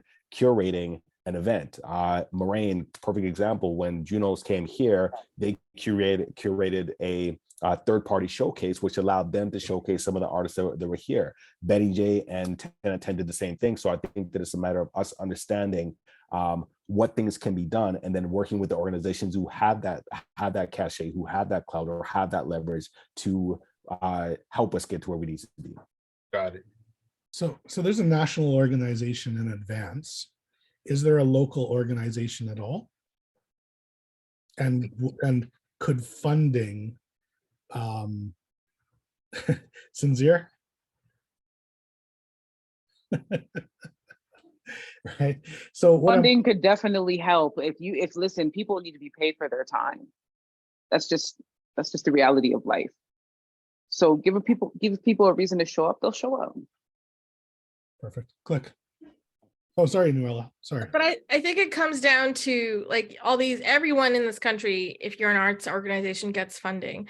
And I think someone said it on Tuesday. It's like, look at the population. How many percentage of the population are from where? Are Black, are white, are Indigenous, are East Asian, like, and then break down your funding accordingly and bring in acts that fit your population and that serve these communities that you're getting the money from.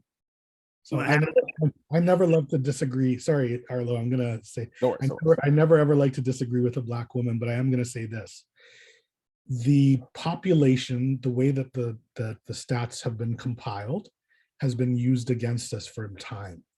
We are 4.1% of the population, but more than 4.1% of the population is listening to the music that we produce.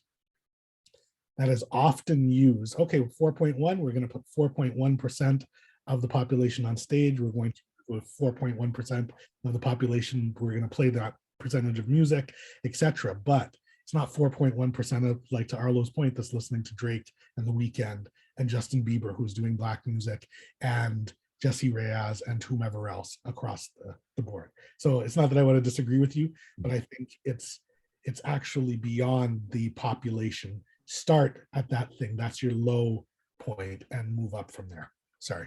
Go ahead, Arlo.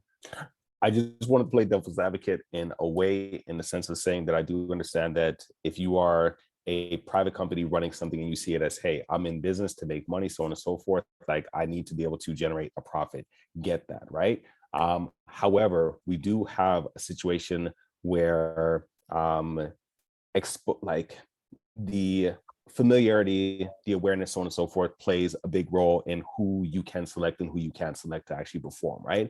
But that also goes into a larger situation, which is national, even provincial as well too, and municipal, where if we have more Black artists getting representation in areas where radio is no longer what it used to be, but even that in itself would allow for someone to be like, hey, I'm familiar with Nuella Charles. I hear her on the radio all the time. I want to see her at this show, right? That then makes sense to a promoter in the sense of, okay, this artist is getting support from this radio station, then cool. Even there are playlists that are curated nationally or provincially here, getting those artists onto those playlists. So then that way you can actually start building the familiarity and allowing people to understand who these artists are, know who they are. So now when a promoter goes to say, hey, I'm going to book these artists, they are also familiar with them, as opposed to being so disconnected from the culture, where a lot of times a lot of our solutions are very insular, but there's other things that are put in place. And again, this is not a situation of us asking for things. It's a situation of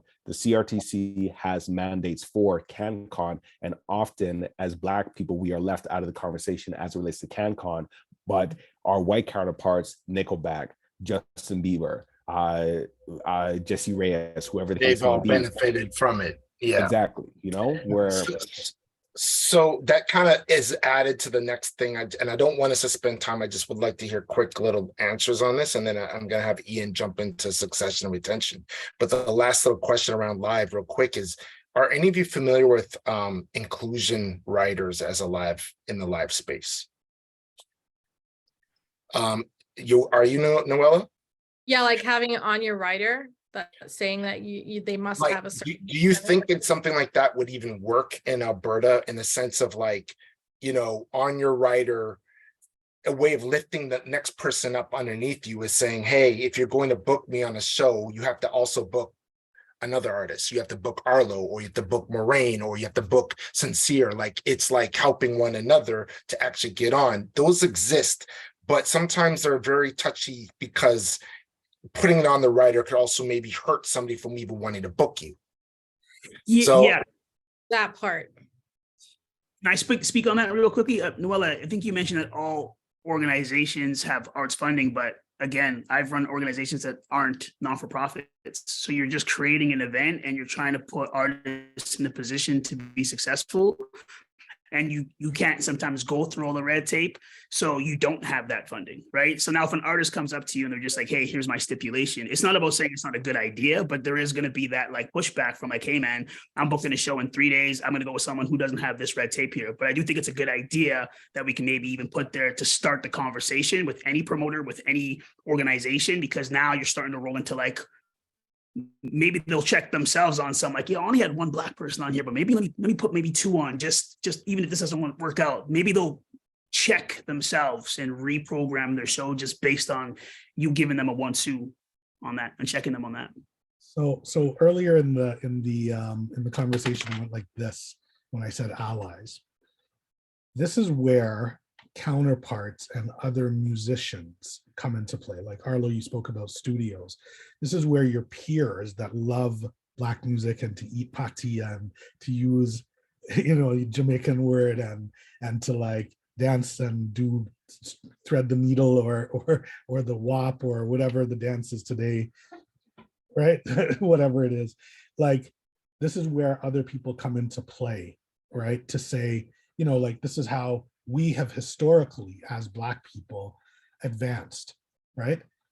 And like, I'll speak specifically to Black women, like Alicia Keys will bring out this artist, or this person like brought out Anthony Hamilton, like the Roots brought out Erica, you know what I mean? Like or Jill Scott, who is Jill Scott. Like, this is the way that we have historically done it. Benny, yourself and I are both live event producers. It is difficult. However, when government wants to ensure that people have access, differently abled people have washrooms, they provide tax benefits, they provide tax holidays. There are ways in which these things can be done if we are brave enough to try and come up with those solutions. So I don't want to, like, to your point, Benny, we're looking for people to put people in seats. And a lot of these artists are not capable of putting people in seats. However, the longer that we neglect them, the longer and the wider that the space between them and their counterparts get. So if we want to make change, we have to create, we have to overcompensate for those who have been undercompensated for. Bingo. So, which leads perfectly into the final topic, which is succession and retention. How do we stop Black music professionals and artists from leaving the province, leaving the country? And I guess I'll just start right there. Do you guys feel that you need to leave in order to be successful? I thought I did, because I went to Toronto and I just came back. And I feel like, I mean, mind you, I went through the worst time possible ever, but I feel like there's such a sense of community in Alberta that I find my success is rooted in being in this community. However, saying that, we do need to build that infrastructure in Alberta, agents, labels, publishers, publicists, to then have these artists who might be blowing up on TikTok. There's so many of them, but nobody has any idea of who they are because they get swooped up by the American counterparts and then they leave because they know for a fact if they go to LA, they're going to have all these meetings, they're going to be able to get in front of the people that need to hear them. And so I think it's, yes, we need to create a system in which we can create sustainable careers for people, but that's building infrastructure, which we have a really like. So would you say sorry, Click, I didn't see you, sorry. That's okay. I was going to say, and that foundation is super important. I don't want to name names, but, I think of somebody who basically blew up in Alberta online. It didn't really come from being part of a community, didn't come from a label or anything, get signed in America, blow up, and then get dropped in America, and now have to kind of come back to the like, they've gotten so far and not really having a system in place in Alberta to support them is an issue. And that can happen over and over again. More like viral artists who really have something tangible to build off of, but if they don't have a foundation like you're talking about, Noella, they end up kind of falling to the sidelines in a bad way. Thoughts, anybody else? Sincere? Yeah, I mean, Noella really, she hit the nail on the head, is just creating a market for us to thrive in, like, so that we don't have to look at our American counterparts, you know what I mean, to get the looks that we need in order to generate income, generate revenue, which you can do from Alberta, right? Like, the internet has given us access to be able to create different income streams, and you can utilize social media to create different income streams, whether it's through your merchandise, whether it's through, you could have a podcast, there's so many different things that you could do to help raise brand awareness and also generate income. But ultimately, for melanated artists, the market, like she said, it's very small, and so we need to create these different sectors, to allow us the opportunity to not only develop our artists but amplify them. Right. So Arlo and Benny, to add to that, just so we can be real quick here, what do those programs, like, what would that look like? What is the type of thing that would need to be implemented to be able to follow through with what we're talking about here? I think there has to be development on the professional side and development on the artistic side. And I think tonight, so much of the conversation was focused around development on the professional side. But I think that when you get an artist or an act or whatever that is able to create something that is special, that is magical, and build something that is grassroots. 2 weeks ago, a band from Edmonton called Mela Freak sold out the Starlight Room, and it was a production, right?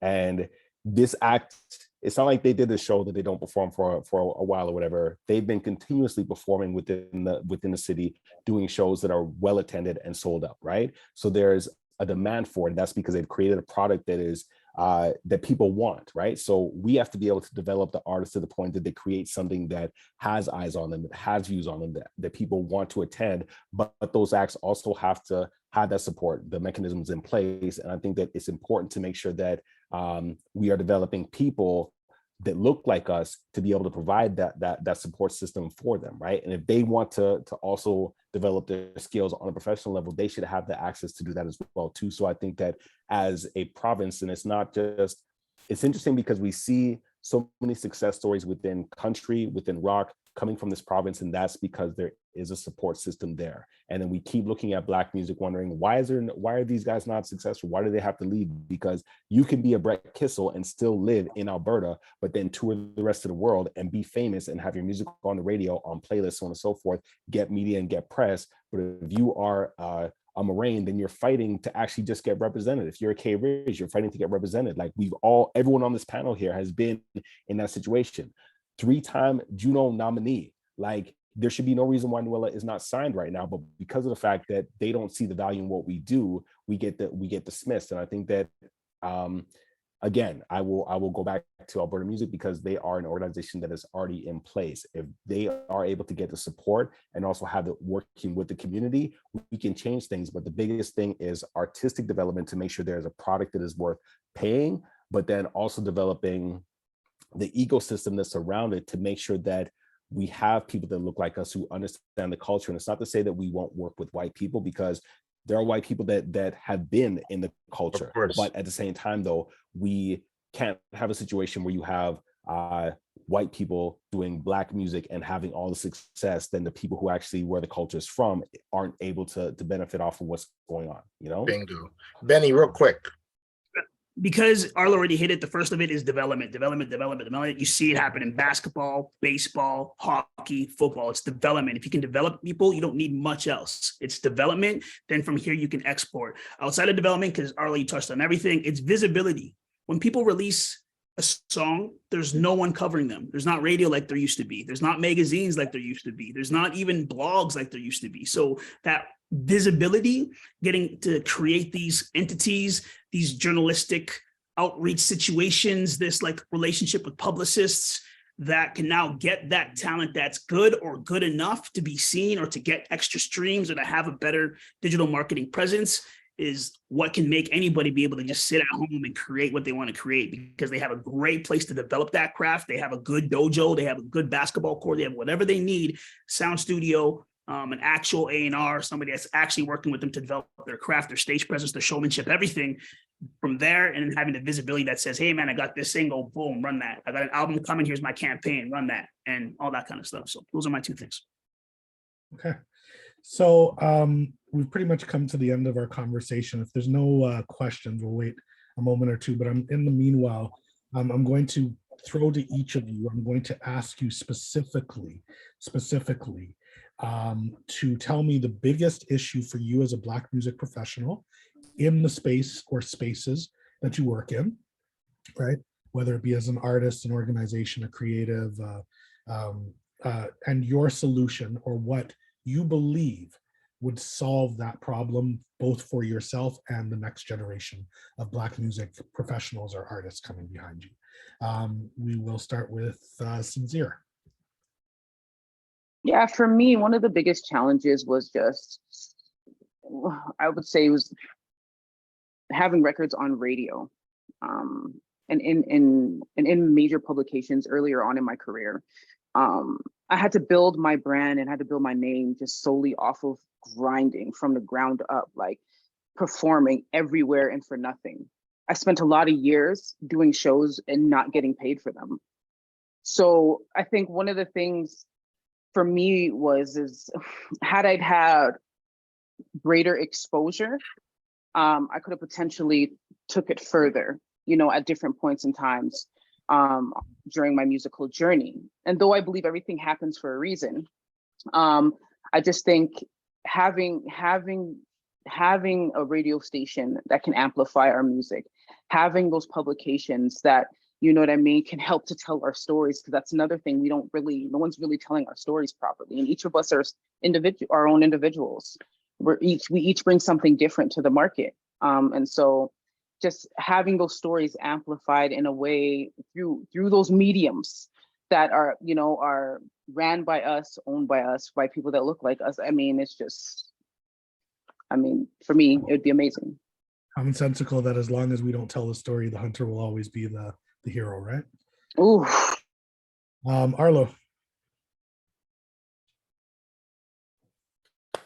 I think the biggest thing for me is just having a team, but having a team of competent people who actually understand the genre, who understand the what I'm doing, and I've worked at building a team around me, putting people in position and teaching them what I've learned over the years, or trying to find those people who actually have an understanding of it. But I think that's one of the things that a lot of us don't have, in the sense of having those people that we could actually bring in and make part of the fold and build something up together. And I think that that's probably one of the reasons why a lot of the mentorship that I do now is to try to ensure that the younger generation is aware of these things that they need to know ahead of time, as opposed to going through their journey, then all of a sudden finding out, oh shoot, I need to do this, or I need to do that, or I missed this opportunity. It's like showing them the blueprint long before they even start, for them to be like, wow, like the other day we had a session where we were talking about applying for a Western Canadian Music Award. And I was showing them support materials that they should be included. And a lot of them were just like, wow, I didn't even think about this. I didn't know about this. And like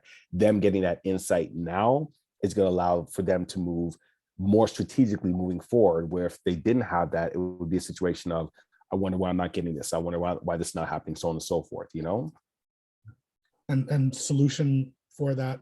Any Sorry, I just totally blanked out. I forgot that I gave the problem, not the solution, but the solution is development, artistic and professional development. I will continue to harp on that because I think that that's what we are lacking.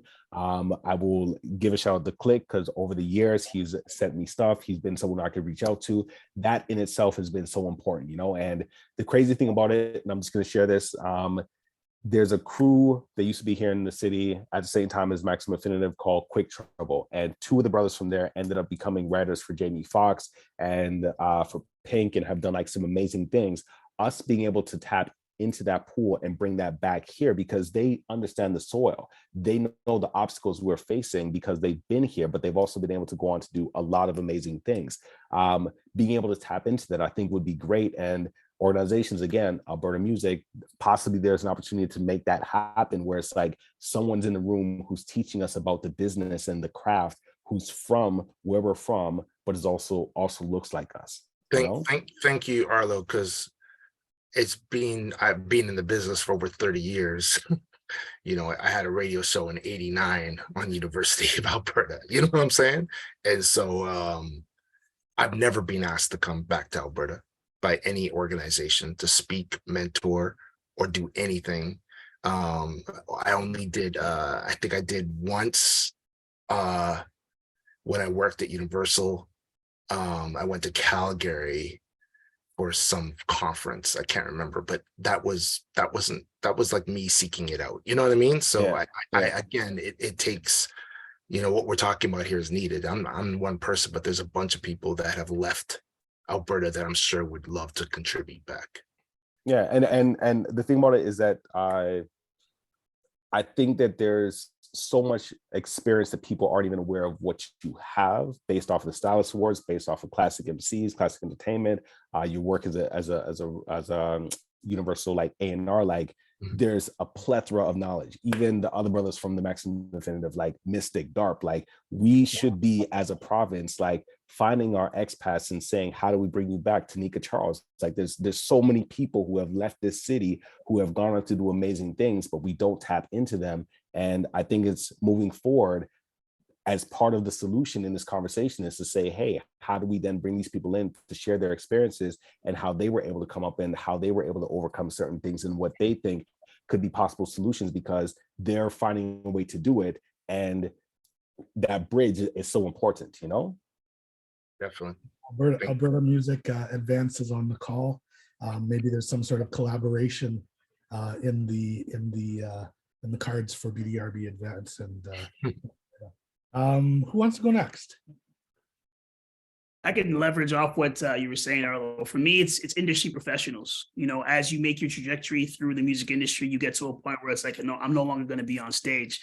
And now I see all these problems, I see these holes, and I really would want to work with people who want to also be industry professionals, be behind the stage, be behind the scenes, and help get the next generation of artists, you know, along in their career. So having people who are interested in managing, having people that are interested in booking, having people that are interested in sound tech, having people that are interested in mixing and mastering, having people that are interested in publicists, people that are interested in journalism, people that are interested in all of the actual jobs that are inside the music industry. And when you have those industry professionals, it can be from pulling from the people who have already left and creating those workshops or making sure they become delegates when you're running those organizations, you're running those workshops, you're running those incubators, and you're bringing in people that represent it and they look like us so that at the end of the day, we're building new and developing new people that can actually be behind the scenes as well as the artists that can be on stage. And finally, Ms. Nuella.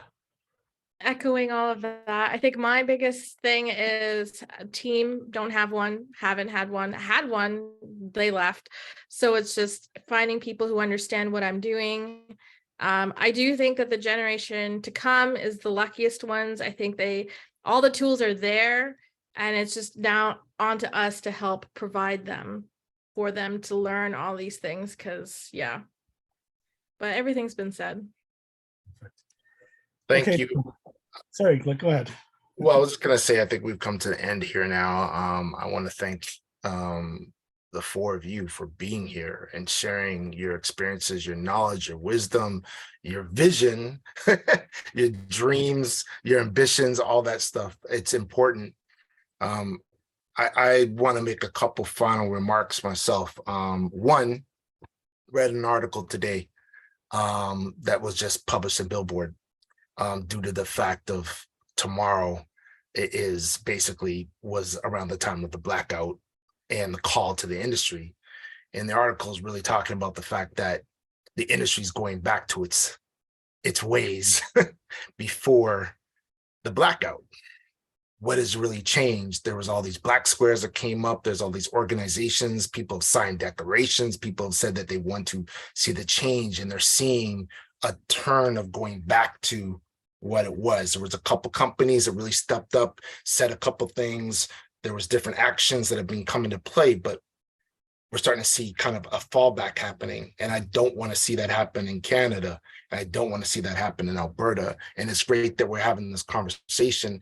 And I say this not to, I I say this for everybody watching, doesn't matter if you're Alberta Music, doesn't matter if you're in Art Council, doesn't matter like what organizations, and the ones that aren't here, I'm calling them out because you should have been here, because this is the community that you should be paying attention to and supporting.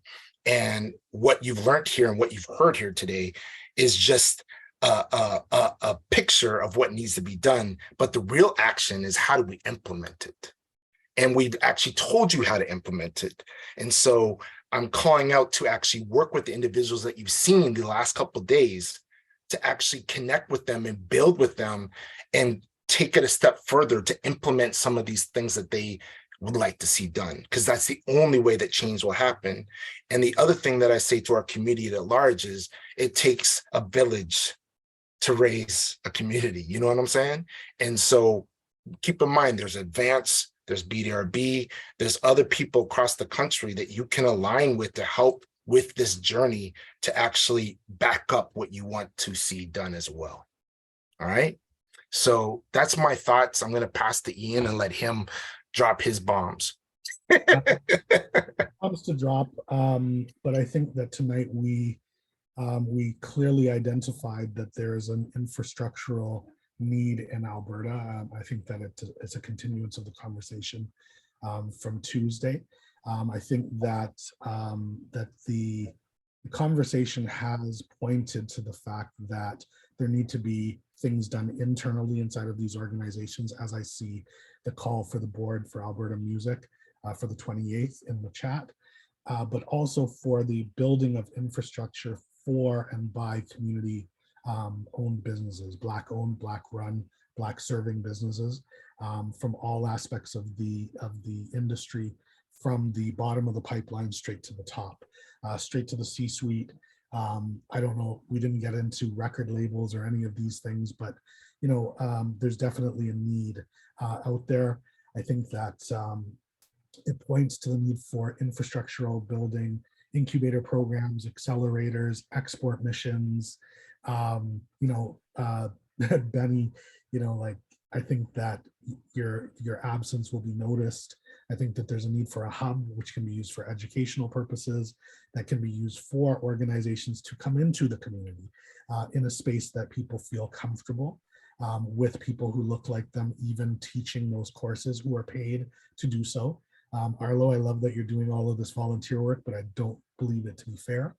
You know, and I'm just being honest, like we do, you know, we do FUBU, as somebody called it, for us, by us, but we are a part of the tax-paying populace, and we have a right to access these resources. We have a right under diversity of voices under the CRTC to have radio. We have a right to media. We have a right to all of these spaces. So with that said, this has been BDRB. Thank you to Alberta Music. Thank you to CIMA, Advance Canada's Black Music Business Collective, and look out for more work in the West. APAC Sing at Breakout in October, and thank you to Factor and the Government of Canada as well, and thank you to you guys. Like, you guys are an incredible group, and you know, I hope that we can continue this conversation beyond this into policy and action and you know, accountability. That's been BDRV. Thank you so much for attending today, and take care.